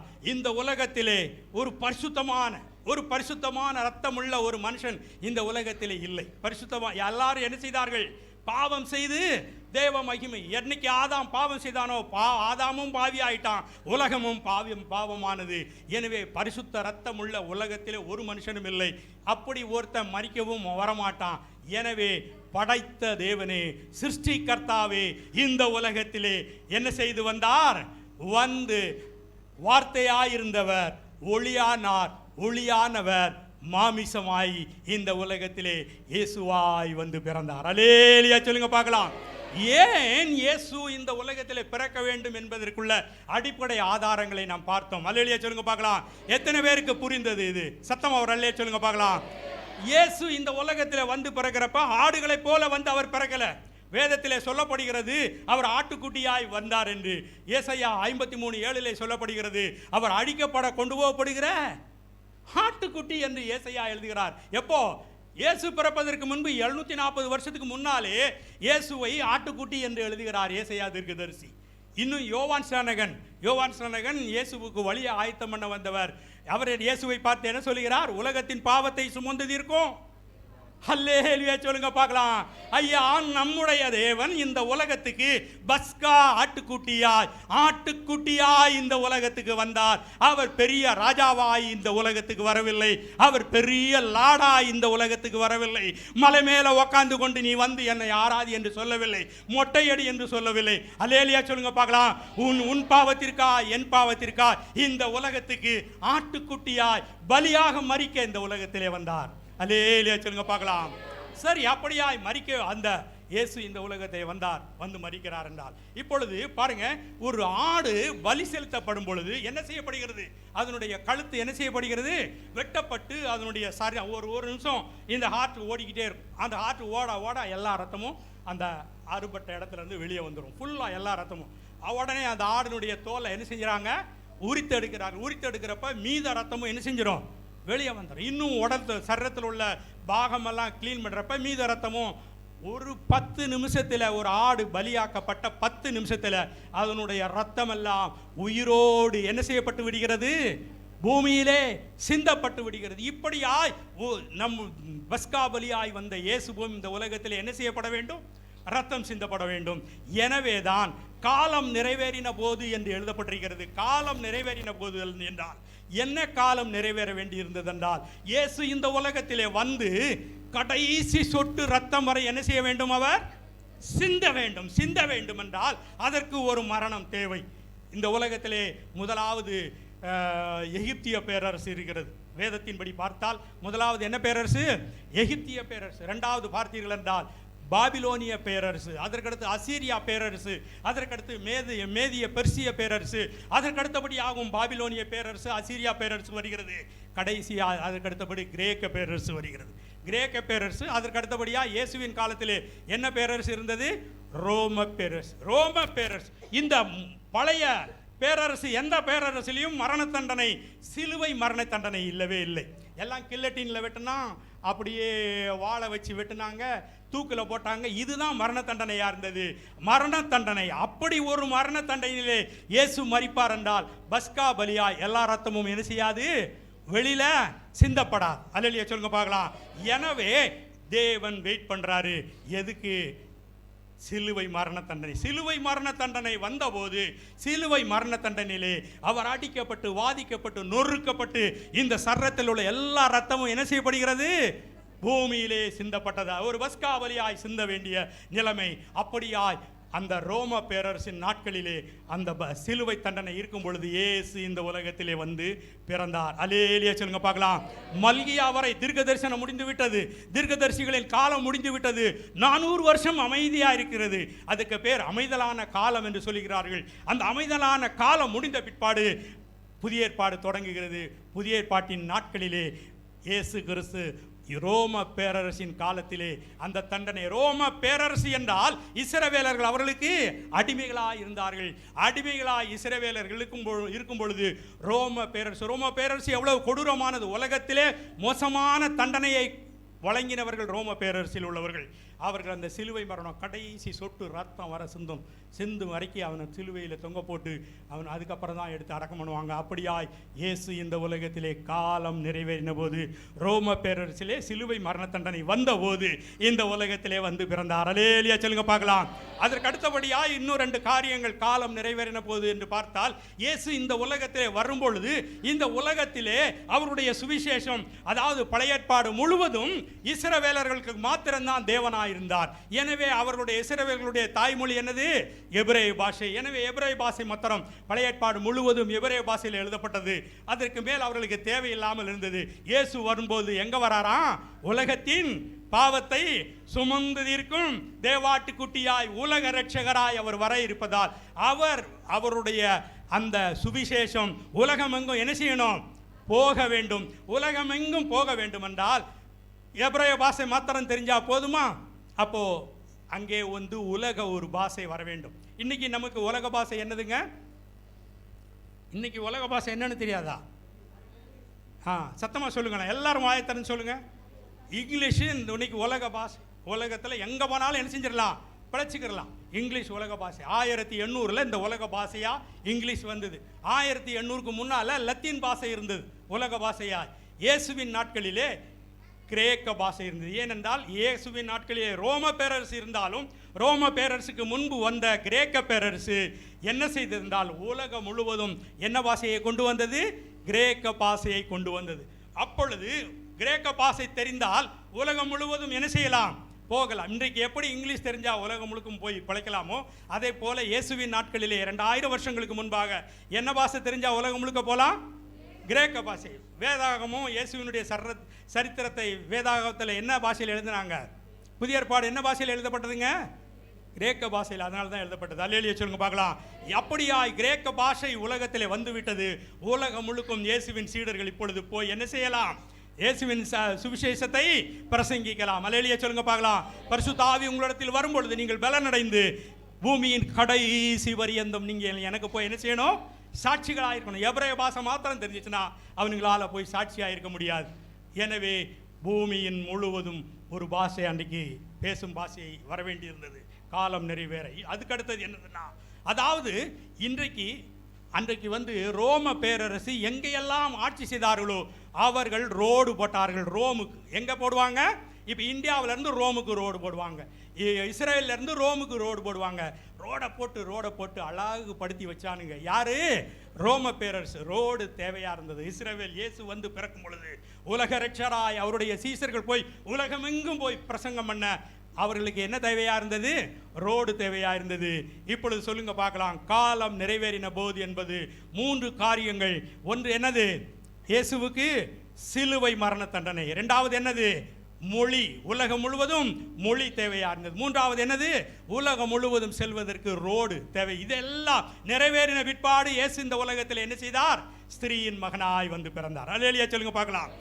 இது பழைய ஏற்பாட்டிலே உள்ள இயேசு இந்த உலகத்திலே ஏன் பிறந்தார், அந்த காலம் நிறைவேறின போது என்பதற்கு நாம் எடுத்துக்காட்டாய் நாம் பார்த்தோம். இதற்கடுத்து இன்றைக்கு நாம் வாசித்த அந்த லூக்கா சுவிசேஷத்திலிருந்து சில சத்தியங்களை நாம் இன்றைக்கு பார்க்கலாம். ஏன் தேவதூதர்கள் முக்கியப்படுத்தப்பட்டார்கள்? ஏன்? என்னது சொல்லுங்க எல்லாரும். ஏன் தேவதூதர்களை முக்கியப்படுத்தணும்? ஏசு இப்போ எங்கள் வீட்டில் ஒரு குழந்தை பிறந்தா என் சொந்தக்காரங்க எனக்கு தெரிஞ்சவங்க, இப்போ இன்றைக்கி நான் எவாஞ்சலிஸ்டாக இருக்கிறேன், பாஸ்டாக இருக்கிறேன், போயிட்டு எல்லாம் பாஸ்ட்டு அவங்களுக்கு தான் எங்கள் வீட்டில் வந்து என்ன செய்வாங்க? குழந்தைய பார்க்க வருவாங்க. ஏன் இயேசு இந்த உலகத்தில் பிறக்கும் பொழுது தேவதூதர்களை முக்கியப்படுத்தினார்கள்? ஏன் படுத்தினார்கள் சொல்லுங்க பார்க்கலாம். ஏனென்றால் பழைய ஏற்பாட்டிலே அதுதான் நம்ம வரிசையாக பார்த்துட்டே வந்தோமே. என்னது தான் பாவம் நீக்கிச்சு, பாவத்துக்கு பரிகாரம் என்ன செய்ய வேண்டியது வந்தது? பலி செலுத்த வேணும். என்ன செலுத்த வேணும்? பலி செலுத்தணும். ஐயா, இன்னைக்கு நாம் சாப்பிட்றதுக்கு இந்த மெட்ராஸில் எவ்வளவோ ஹோட்டல் இருக்குது, அம்மா உணவகம் இருக்குது, ஐயா உணவகம் இருக்குது. எல்லா உணவகத்திலையும் போய் நாம் என்ன செய்கிறோம்? சாப்பிட்றோம். இதை போல் இஸ்ரவேலில் சாப்பிட்றதுக்கு வழியும் வேணும். இன்னைக்கு நாம் பாவம் செய்து விட்டால் ஆலயத்தில் வந்து முட்டி போட்டு என்ன செய்கிறோம்? ஏசப்பா என்ன மன்னிச்சிருங்கன்ட்டு நம்ம இருதயத்தின் ஆழத்திலிருந்து நாம் ஜெபம் பண்ணா ஏசப்பா நம்மளை என்ன செஞ்சிருவாரு? மன்னிச்சிருவார். அன்னைக்கு அப்படி மன்னிப்பு கிடைக்கவில்லை. அன்றைக்கு பாவத்திற்கு என்னதான் வந்தது? பரிகாரமும் பாவ நிவர்த்தியும் வந்தது. எதனால் வந்தது? எதனால் தான் வந்தது? ரத்தம் சிந்துவதால் மாத்திரம். என்ன ரத்தம் சிந்தப்படணும்? ஆட்டுக்குட்டியின் ரத்தம் சிந்தப்படணும். இப்போ அந்த இஸ்ரவேலிலே ஒரு பக்கம் ஹோட்டல் இருக்குதுன்னா ஒரு பக்கம் என்ன இருந்திருக்கும்? ஒரு மார்க்கெட்டு ஆடை ஒருத்தன் வித்துக்கிட்டே இருந்திருப்பான். அப்படித்தானே? ஏனென்றால் இஸ்ரவேலன் பயபக்தி உள்ளவன். இஸ்ரவேலன் பயபக்தி உள்ளவன். அவன் பயபக்தி உள்ளவன். தேவனோடு பயபக்தியாய் வாழ வேண்டும் என்றால் பாவ உலகத்திலே வாழுகிறதான இஸ்ரவேலன் பாவம் செய்து விடுவான். பாவம் செய்து விட்டால் பாவத்தை பாராத சுத்தக்கண்ணர் அழித்து விடுவார் கோபத்தில். உங்களுக்கு தெரியும், இஸ்ரவேல் ஜனங்களை எத்தனையோ முறை ஆயிரக்கணக்கில் தேவன் என்ன செஞ்சிருக்கிறாரு? கோபத்திலே கொன்று போட்டிருக்கிறார். எனவே பாவத்திலே அவர்கள் சாகாதபடிக்கு அவர்கள் என்ன செய்கிறார்கள்? தேவனோடு ஒப்புரவாக ஐக்கியமாயிருக்க என்ன செய்கிறார்கள்? ஆட்டுக்குட்டியை கொண்டு வந்து, ஆட்டுக்குட்டியை யார் வளர்க்கிறா? ஆட்டுக்குட்டியை யார் வளர்க்கிறா? ஆட்டுக்குட்டியை யார் வளர்ப்பா? ஆடை யார் வளர்ப்பா? ஆடை யார் வளர்ப்பாங்க? மேய்ப்பர்கள் ஆடை வளர்க்க வேண்டும்.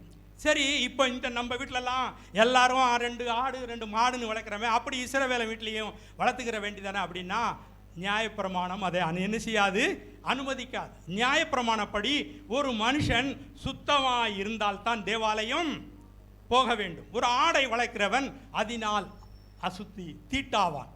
ஆடு குட்டி போடும், அதில் ரத்தத்தினால அதை தொட்டு அதை ஆடு செத்து போச்சுன்னா இதெல்லாம் வீட்டில் வளர்த்தா அவன் காலம் ஃபுல்லாக எப்படித்தான் இருக்கணும்? தீட்டானவனாக இருக்கணும். தீட்டானவனாக இருக்கணும். அப்படி தீட்டானவனாக இருந்தால் எங்கே போக முடியாது? தேவாலயத்துக்கு போக முடியாது. எங்கே போக முடியாது? பழைய ஏற்பாடு நாட்களிலே சொல்கிறோம், இஸ்ரவேலன் தீட்டா இருந்தால் எங்கே போக முடியாது? தேவாலயத்துக்கு போக முடியாது. தேவாலயத்துக்கு போகலைன்னா தேவனோடு ஐக்கியம் இல்லை, தேவனோடு உள்ள ஒப்புரவாக இல்லை. அப்போது ஒரு காட்டான போல தான் வாழணும். ஒரு நாள் பாவம் செய்கிற பொழுது தேவன் அழித்து விடுவார். எனவே இவர்கள் பாவம் செய்து விட்டால் அவர்கள் உடனே போயிட்டு என்ன செய்யணும்? ஆடை என்ன செய்யணும்? ஆடை கொண்டு வந்து உடனே தேவாலயத்துக்கு போய் ஆசாரியன்ட்ட காண்பித்து தலையில கையை வச்சு ஆடை பலி செலுத்தி ரத்தம் சிந்தினால் இவனுக்கு என்ன கிடைக்கும்? பாவ மன்னிப்பு கிடைக்கும். இந்த அதாவது இது இஸ்ரவேலனும் செய்ய முடியாது. இஸ்ரவேலன் செய்தால் அவனுக்கு தீட்டு. அவன் தீட்டாயிட்டால் தேவாலயம் போக முடியாது. தேவாலயம் போகலை என்றால் தேவனோடு ஐக்கியமாக இருக்க முடியாது. தேவனோடு ஐக்கியமாக இல்லை என்றால் தேவனோடு ஒப்புரவாக முடியாது. தேவனோடு ஒப்புரவாக முடியவில்லை என்றால் தேவனுடைய பிள்ளையாய் வாழ முடியாது. எனவே இவன் காலமுல்லா பாவத்துக்கு என்ன செஞ்சுக்கிட்டு இருக்கிறான்? பலியை செலுத்தி கொண்டிருக்கிறான். அதற்கு யார் ஆடை தயார் பண்றா? மேய்ப்பர்கள். ஐயா, இஸ்ரவேலன் தேவனோடு வாழுவதற்கு ஆடு மேய்ப்பர்கள் ஆடை வளர்த்து அந்த ஆடு மேய்ப்பர்கள் எப்போதும் என்ன செய்வார்கள்? தீட்டாவே இருப்பார்களாம். எப்பொழுதும் என்ன செய்வார்கள்? தீட்டா. ஆடு மேய்ப்பர்கள் உங்களுக்கு தெரியும், நியாயப்பிரமாணப்படி இஸ்ரவேலிலே ஒருவன் நியாயப்பிரமாணப்படி தீட்டா இருந்தவன் தேவனுடைய ஆலயத்துக்கு என்ன செய்ய முடியாது? போக முடியாது. ஆடை வளர்க்கிறவர்கள் தினந்தோறும் ஆடுக்கு பின்னால் போவாங்க. ஒரு ஆடு குட்டி போடும், உடனே அது ரத்தம், அந்த ரத்தமெல்லாம் படும். அந்த ரத்தத்தினால் அவங்க தீட்டுப்படுவாங்க. ஒரு ஆடை யாரோ ஆடு செத்து போயிடுச்சுன்னா அந்த ஆடை என்ன செய்யணும்? அடக்கம் பண்ணணும். அடக்கம் பண்ணுறதுக்கு அதை தூக்கி அவன் தான் மேய்ப்பன் தான் அடக்கம் பண்ணணும். செத்ததை தொட்டவனும் தீட்டு என்று வேதத்திலே நியாயப்பிரமாணம் சொல்லுகிறது. இது மனுஷர்களுக்கு. பெண்களுக்கு என்ன சொல்லுகிறது? உங்களுக்கு தெரியும், இரத்தத்தினால் அவர்கள் தீட்டுப்படும் நாட்களெல்லாம் என்னவா? தீட்டு என்று வேதத்தில் எழுதப்பட்டிருக்கிறது. லேவியர் ஆகமத்தில் எழுதப்பட்டிருக்கிறது. 15 அதிகாரம் 12 அதிகாரம் போய் வீட்டில் படித்து பாருங்க.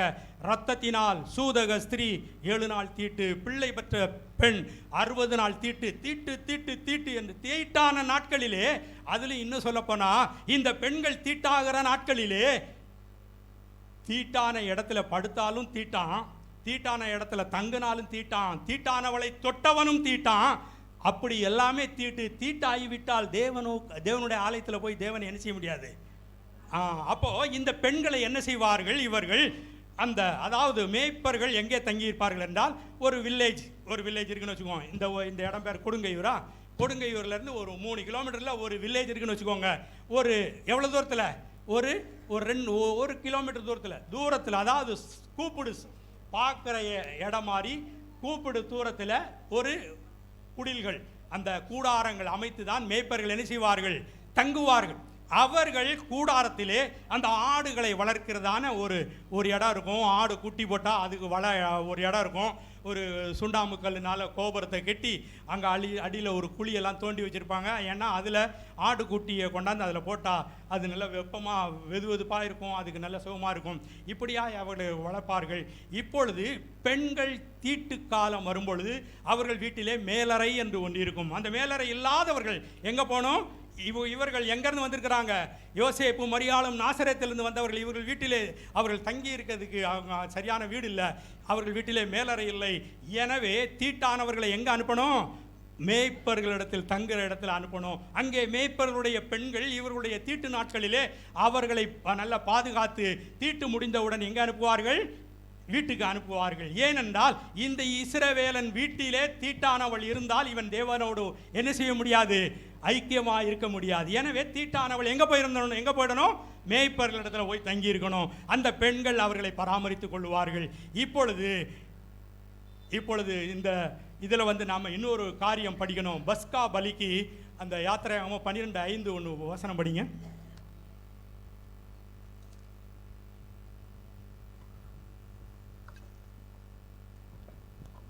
அந்த ஆட்டுக்குட்டி பழுதற்றதும் ஆணும் ஒரு வயதுள்ளதுமா இருக்க வேண்டும். இங்க பாருங்க, பஸ்கா ஆடுங்கிறது என்னவெல்லாம் தகுதி இருக்கணுமா சொல்லுங்க எல்லாரும்? பழுதற்றதா இருக்கணும். பழுதற்றதுன்னா என்னது? கண்ணு காது தெரியாம கால் உடஞ்சி அப்படி எங்கேயும் அடிபட்டு அப்படியெல்லாம் பழுதோட இருக்கக்கூடாது. பழுது இல்லாததா முழு ஆடா என்ன செய்யணும்? இருக்கணும். அடுத்தது என்னது? ஆணா இருக்க வேண்டும். அடுத்தது ஒரு வயது நிரம்பியதா இருக்கணும். அப்போ இன்னும் நீங்க எண்ணாகமத்தில் ஒரு வசனம் சொல்லுகிறது, முதல் பிறந்ததெல்லாம் யாருக்குள்ளது? தேவனுக்குள்ளது. அப்போ ஒரு பஸ்கா ஆடுக்கு 4 தகுதிகள் இருக்க வேண்டும். ஒரு பஸ்கா ஆடுக்கு என்ன தகுதிகள் இருக்கணும்? முதல் பிறந்தது. முதல்ல ஒரு பஸ்கா ஆடு எப்படி இருக்கணும்? முதல்ல பிறந்ததா இருக்க வேண்டும். இரண்டாவது என்னது? பழுதற்றதா இருக்க வேண்டும். மூன்றாவது என்னது? ஆணா இருக்க வேண்டும். நாலாவது என்னது? ஒரு வயது நிரம்பினதா இருக்க வேண்டும். ஆடுக்கு குழந்தை பருவம் முடிந்து ஒரு வயசாச்சுன்னா வாலிப பருவம் ஆகிடும். ஒரு ஆடு ஃபார்ம், நீங்கள் ஆடு வளர்க்குற ஃபார்மில் போனீங்கன்னா ஒரு வயசு ஆடைத்தான் ஆட்டு கடைக்கு அனுப்புவாங்க. ஏன்னா ஒரு 15 கிலோக்கு மேலே விலைக்கு அது வந்துடும் வாலிபம். அதுக்கு என்ன வயசு? ஆடுனுடைய வாழ்க்கை காலமே ஒரு 10 வயசு 9 வருஷம் தான். அதுக்குள்ள இந்த ஒரு வயசு என்பது என்ன காலம்? வாலிப பருவத்தை எட்டிவிடும் ஒரு வயசு என்பது. அப்போ இயேசு இந்த உலகத்திலே என்னவாய் வந்தார்? முதற் பிறந்தவராய். கன்னிமேரிக்கு அவர் என்னவாய் இருந்தார்? முதல் பிறந்தவராய் இருந்தார். அல்லேலூயா சொல்லுங்க பார்க்கலாம். இயேசு இந்த உலகத்திலே ஆணாய் பிறந்தார். அல்லேலூயா சொல்லுங்க பார்க்கலாம். தேவதூதன் மரியாளிடத்திலே சொன்னான், இதோ நீ ஒரு குமாரனை பெறுவாய். அப்போ இயேசு யாரு? ஆணாய் பிறந்தார். இயேசு இந்த உலகத்திலே பாவம் இல்லாதவராய் பழுதற்றவராய் பிறந்தார். அல்லேலூயா சொல்லுங்க பார்க்கலாம். இயேசு ஒரு வயது நிரம்பினவராய் 30 வயசு ஆண்களுக்கு 30 வயசு வாலிப வயசு. 30 வயசை கடந்து முடிச்ச பிறகுதான் இயேசு ஊழியத்துக்கு வந்தார். அவர் ஒரு வாலிப வயதிலே ஆடு எப்படி ஒரு வயது நிரம்பினதோ என் இயேசு இத்தனை தகுதிகளும் உள்ளவராய் இருந்தார். அல்லேலூயா சொல்லுங்க பார்க்கலாம்.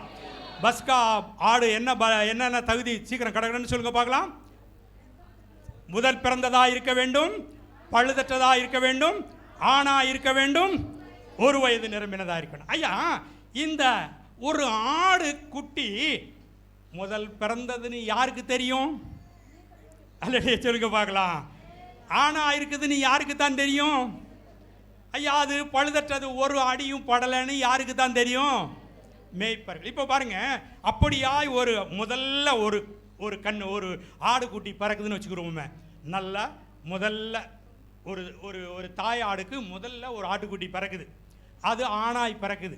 பிறந்த உடனே இந்த மேய்ப்பர்கள் என்ன செய்வார்கள் என்றால், இந்த மேய்ப்பர்கள் உங்களுக்கு தெரியும், ஆடு குட்டி போட்டால் என்ன செய்யுங்க? ஆடு குட்டி போட்டால் என்ன செய்யும்? அது இவ்வளோ நாளும் கர்ப்பத்திலேருந்து வெளியே விழுந்தோன்னே அப்படியே ஜம்ப் பண்ணி குதிச்சு ஓடும். எத்தனை பேர் பார்த்துருக்குறீங்க? அது என்ன செய்யும்? குதிச்சு ஓடும். குதிச்சு ஓடுறப்ப அது எங்கேயாவது போய் என்ன செஞ்சிடும்? கீழே விழுந்து தலையில கை காலில் அடிபட்டுரும். அடிபட்டுருச்சு, அது பழுதுள்ளதாய் மாறிவிடும். எனவே இந்த ஆடு குட்டி போட்ட உடனே இந்த மேய்ப்பர்கள் என்ன செய்வாங்க? ஒரு துணியில் அதை என்ன செய்வாங்க? சுற்றுவாங்க. சுற்றி ஒரு 2 நாளைக்கு அதுக்கு பாலை மாத்திரம் கொடுத்து வளர்ப்பாங்க. அதுக்கு தெரியும், மேய்ப்பனுக்கு தெரியும், ஒரு 3 நாள் ஆச்சுன்னா இந்த ஆடு அதுக்கப்புறம் அந்த துணி எடுத்து விட்டா அதுக்கப்புறம் ஜம்ப் பண்ணால் அது என்ன செய்யாது, கீழே விழாது, அடிபடாது. அல்லேலூயா சொல்லுங்க பார்க்கலாம். எனவே தான் அந்த ஆடுக்கு அந்த துணியை சுற்றினார்கள். அங்கே வேதத்திலே நாம் இயேசு பிறந்து என்ன செஞ்சிருந்தாங்கன்னா துணியினால் சுற்றப்பட்டிருந்தார். அதுக்கடுத்து ஒரு ஆடு அப்படியாய் ஒரு 3 நாள் ஆன உடனே அது விட்டுருவாங்க. விட்ட உடனே அது என்னவாய் பலி ஆடாய் மாறிவிடுகிறது, பஸ்கா பலி ஆடாய் என்ன செய்கிறது, மாறிவிடுகிறது. எனவே இந்த ஆட்டு மேய்ப்பர்கள் கூடாரத்திலிருந்து வெளியே வந்து ஆடி பாடுவார்கள். என்ன செய்வார்களாம், ஆடி பாடுவார்கள். ஏனென்றால் மேய்ப்பர்கள் இஸ்ரவேலர்கள் வீட்டுக்கு என்ன செய்யக்கூடாது, வரக்கூடாது. ஏனென்றால் மேய்ப்பர்கள் காலம் முழுவதும் எதில் இருக்கிறாங்க, தீட்டாகவே இருக்கிறாங்க. மேய்ப்பர்களும் மேய்ப்பர்களுடைய குடும்பமும் எல்லாம் காலம் முழுதும் தீட்டா இருக்கிறார்கள். எனவே இஸ்ரவேலின் வீட்டுக்கு அவர்கள் வரக்கூடாது. வந்தா இஸ்ரவேலின் தீட்டாயிடுவான். இஸ்ரவேல் தீட்டானா தேவனோடு ஐக்கியமாக இருக்க முடியாது, ஆலயம் சொல்ல முடியாது. எனவே மேய்ப்பர்களை அங்கேயே வச்சிருவாங்க. அவங்களுக்கு ஒரு நல்ல காரியமே சொல்ல மாட்டாங்க. விருத்த சேதனம், இஸ்ரவேலிலே விருத்த சேதனம் ஒரு பெரிய பண்டிகை கொண்டாடுவார்கள். அந்த பண்டிகைக்கு மேய்ப்பர்களை என்ன செய்ய மாட்டார்கள், அழைக்க மாட்டார்கள். கல்யாணமான வீட்டில் கல்யாணம் நடந்தா அந்த பண்டிகைக்கு மேய்ப்பர்களை என்ன செய்ய மாட்டாங்க, அழைக்க மாட்டார்கள். புது வீடு கட்டினா அதுக்கு மேய்ப்பர்களை என்ன செய்ய மாட்டாங்க, அழைக்க மாட்டாங்க. நல்ல செய்தி அவர்களுக்கு என்ன செய்யவே இல்லை, சொல்லப்படவே இல்லை. ஐயா, காலம் முழுவதும் தீட்டிலே கடந்து காலம் முழுவதும் தேவனோடு இஸ்ரவேலன் வாழும்படியாய் தன் வாழ்க்கையை அர்ப்பணித்தவன் தான் மேய்ப்பன். அல்லேலூயா சொல்லுங்க பார்க்கலாம். தன் வாழ்க்கையை தியாகமாய் அர்ப்பணித்தவன் யாரு, மேய்ப்பன். அல்லேலூயா சொல்லுங்க. இன்னும் பெண்கள் காரியத்திலையும் அதே போல தான். கன்னிமேரி உங்களுக்கு சொன்ன பிரசவ காலத்திலே அவர்கள் எங்கே போயிடணும், வீட்டில் மேலறை இல்லைன்னா எங்கே போயிடணும், மேய்ப்பர்களிடத்தில். இப்போ யார் போயிட்டா, மேரி போயாச்சு. அங்கே போய் தான் குழந்தை பிறகுது.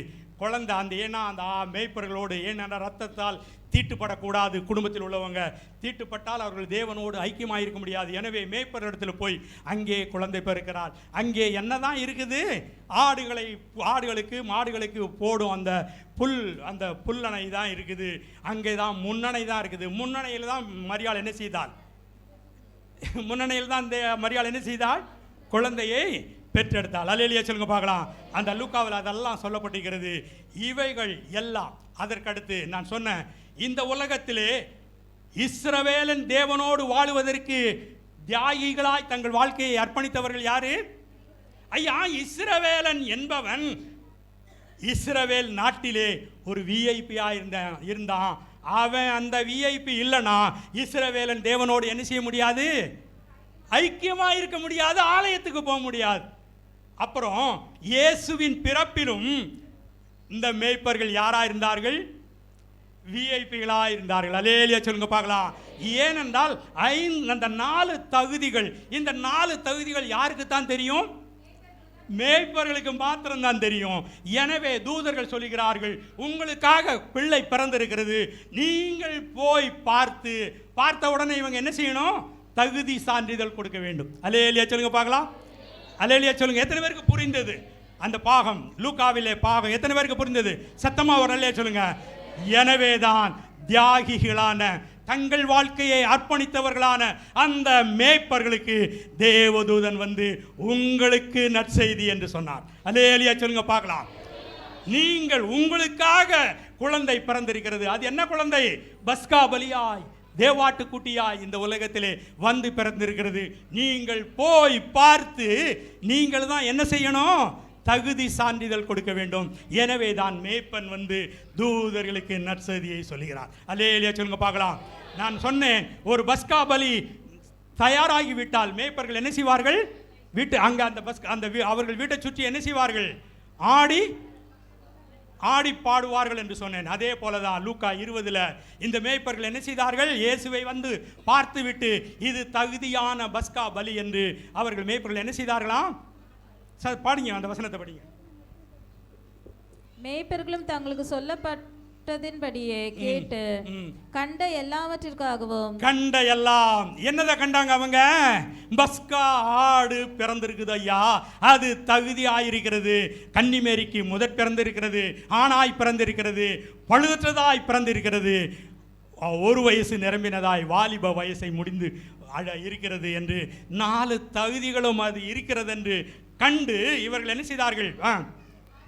தேவனை மகிமைப்படுத்தினார்கள். அல்லேலூயா சொல்லுங்க பார்க்கலாம்.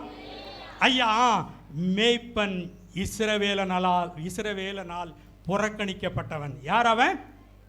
இஸ்ரவேலனால் என்ன செய்யப்பட்டவன்? காலமுல்லா தீட்டில வாழ்ந்தவன். ஐயா, காலமுல்லா தீட்டில வாழ்ந்தவன், காலமுல்லா தேவனுடைய ஆலயத்துக்கு போக முடியாதவன், காலமுல்லா தன்னுடைய வாழ்க்கையை அர்ப்பணித்தவன். இஸ்ரவேலன் தேவனோடு வாழுவதற்கு தன்னுடைய வாழ்க்கையை தியாகமாய் அர்ப்பணித்தவன் தான் யாரு? ஆனால் அவனுக்கு எங்க போக முடியாது? புறக்கணிக்கப்பட்ட தேவாலயத்துக்கு அவன் போக முடியாது. புறக்கணிக்கப்பட்டவனாயிருந்தான். இன்றைக்கும் நாம் இந்த உலகத்திலே புறக்கணிக்கப்பட்டவர்களை நோக்கி இயேசு வந்து பிறந்திருக்கிறார். அல்லேலூயா சொல்லுங்க பார்க்கலாம்.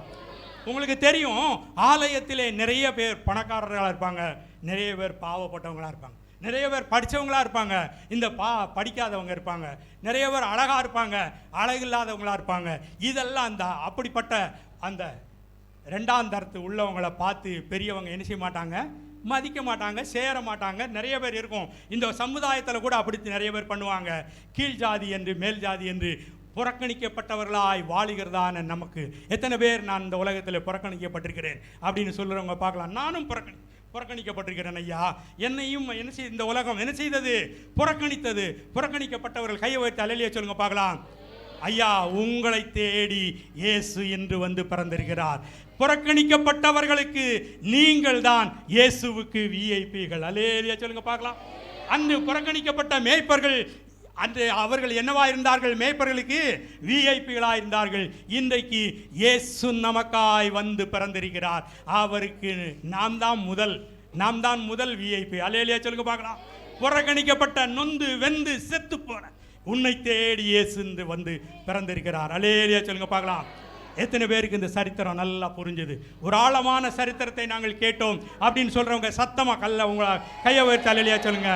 கர்த்தராகிய இயேசு இன்று உங்களுக்காய் பிறந்திருக்கிறார். உங்கள் புறக்கணிப்பின் காலம் முடிந்து விட்டது. உங்கள் வேதனையின் காலம் முடிந்து விட்டது. உங்கள் அழுகையின் காலம் முடிந்து விட்டது. இயேசு சமாதான கர்த்தராய் சந்தோஷமான ஒரு நாட்களை உங்களுக்கு தரப்போகிறார். அல்லேலூயா சொல்லுங்க பார்க்கலாம். கர்த்தர் உங்களை ஆசீர்வதிப்பாராக. ஆமென்.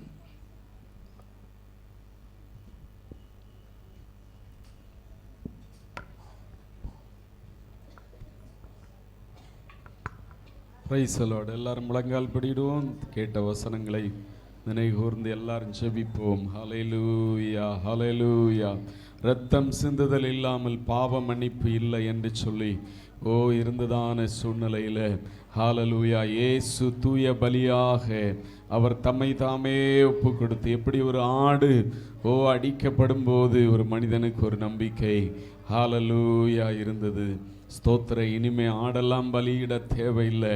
ஹல்லேலூயா. இயேசு கிறிஸ்துவின் இரத்தம் சகல பாவங்களை நீக்கி ஹல்லேலூயா சுத்திகரிக்கிறதா இருக்கிறது. ஒரு மனிதனுக்கு மீட்பை கொடுக்கிறதா இருக்கிறது.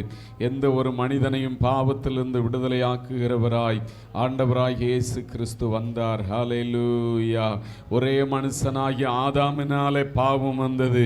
அந்த பாவத்தை போக்குவதற்காக இயேசு கிறிஸ்து இந்த உலகத்தில் 2ஆம் ஆதாமாக அவர் வந்து ஹல்லேலூயா அந்த பாவத்தை அவர் நிவர்த்தி பண்ணினதை வேதம் சொல்லுகிறது. ஹல்லேலூயா. ஸ்தோத்திர. மாம்சத்தின் உயிர் இரத்தத்தில் இருக்கிறது. ஹல்லேலூயா. மனிதனுடைய அந்த மிருகத்தினுடைய இரத்தம் நிரந்தரமாய் ஒரு மனிதனுடைய பாவத்துக்கு பரிகாரமாய் இருக்க முடியாது. இயேசுவின் இரத்தம் சகல பாவங்களை நீக்கி ஒரு மனிதனை முற்றிலுமாய் பரிசுத்தமாக்கி அவனை பரலோகம் கொண்டு சேர்க்கிறதா இருக்கிறது. ஹல்லேலூயா. அந்த பெரிய பாக்கியத்தை மனித குலத்துக்கு கொடுத்ததான நாள்தான் கிறிஸ்மஸ். அந்த நாள் தான் இயேசுவனுடைய பிறப்பாய் இருக்கிறது. ஹல்லேலூயா, ஹல்லேலூயா. அவரே ஆடுகளுக்காய் ஜீவனை கொடுத்தவர். ஹல்லேலூயா. ஒவ்வொரு மனிதனுக்காகவும் ஜீவனை கொடுத்து ஹல்லேலூயா உயிர்த்தெழுந்த தேவனாக இருக்கிறார். ஹல்லேலூயா. ஸ்தோத்திரம் ஆண்டவரே. இயேசு பாலன் பிறந்ததினால் உலகில் மகிழ்ச்சி வந்தது. இயேசு பாலன் பிறந்ததினால் உலகில் மகிழ்ச்சி வந்தது. Happy happy Christmas, merry merry Christmas, happy happy Christmas, merry merry Christmas. இயேசு பாலன் பிறந்ததினால் உலகில் மகிழ்ச்சி வந்தது. இயேசு பாலன் பிறந்ததினால் உலகில் மகிழ்ச்சி வந்தது. மந்தை மேய்ப்பர் வாழ்த்திடவே முன்னணையில் பிறந்தாரே. மந்தை மேய்ப்பர் வாழ்த்திடவே முன்னணையில் பிறந்தாரே. ஏழை கோலம் ஏற்றாரே, உலகை படைத்த தேவனே. Happy happy Christmas, merry merry Christmas, happy happy Christmas, merry merry Christmas. இயேசு பாலன் பிறந்ததினால் உலகில் மகிழ்ச்சி வந்தது. எல்லாரும் சொல்லுவோம், இயேசு பாலன் பிறந்ததினால் உலகில் மகிழ்ச்சி வந்தது. விண்தூதர் துதி பாட இயேசு தேவன் பிறந்தாரே. பரலோக தூதர்கள் கூட்டமாய் அவருடைய பிறப்பை ஆராதனை செய்தார்களே. ஹல்லேலூயா. பிறந்தாரே, கன்னியின் கருவில் உதித்தார் விண்ணக தேவனின் மைந்தனே. கன்னியின் கருவில் உதித்தார் விண்ணக தேவனின் மைந்தனே. Happy happy Christmas, merry merry Christmas, happy happy Christmas, merry merry Christmas. இயேசு பாலன் பிறந்ததினால் உலகில் மகிழ்ச்சி வந்தது. இயேசு பாலன் பிறந்ததினால் உலகில் மகிழ்ச்சி வந்தது. எந்த உள்ளம் வாழ்த்திடுதே அன்பின் இயேசுராஜனையே. எந்த உள்ளம் வாழ்த்திடுதே அன்பின் இயேசுராஜனையே.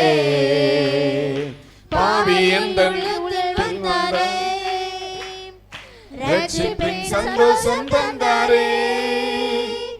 பாவி என் உள்ளத்தில் வந்தாரே, ரட்சிப்பின் சந்தோஷம் தந்தாரே. Happy happy Christmas, Merry Merry Christmas, Happy happy Christmas, Merry Merry Christmas. இயேசு பாலன் பிறந்ததினால்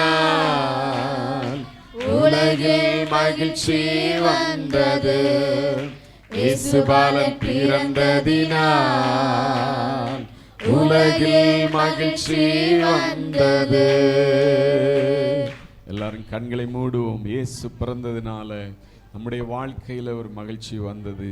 பாவி நம்முடைய பாவத்தை எல்லாம் மன்னித்து ஹalleluya நம்முடைய உள்ளத்திலே இரட்சகர் பிறந்து விட்டார்.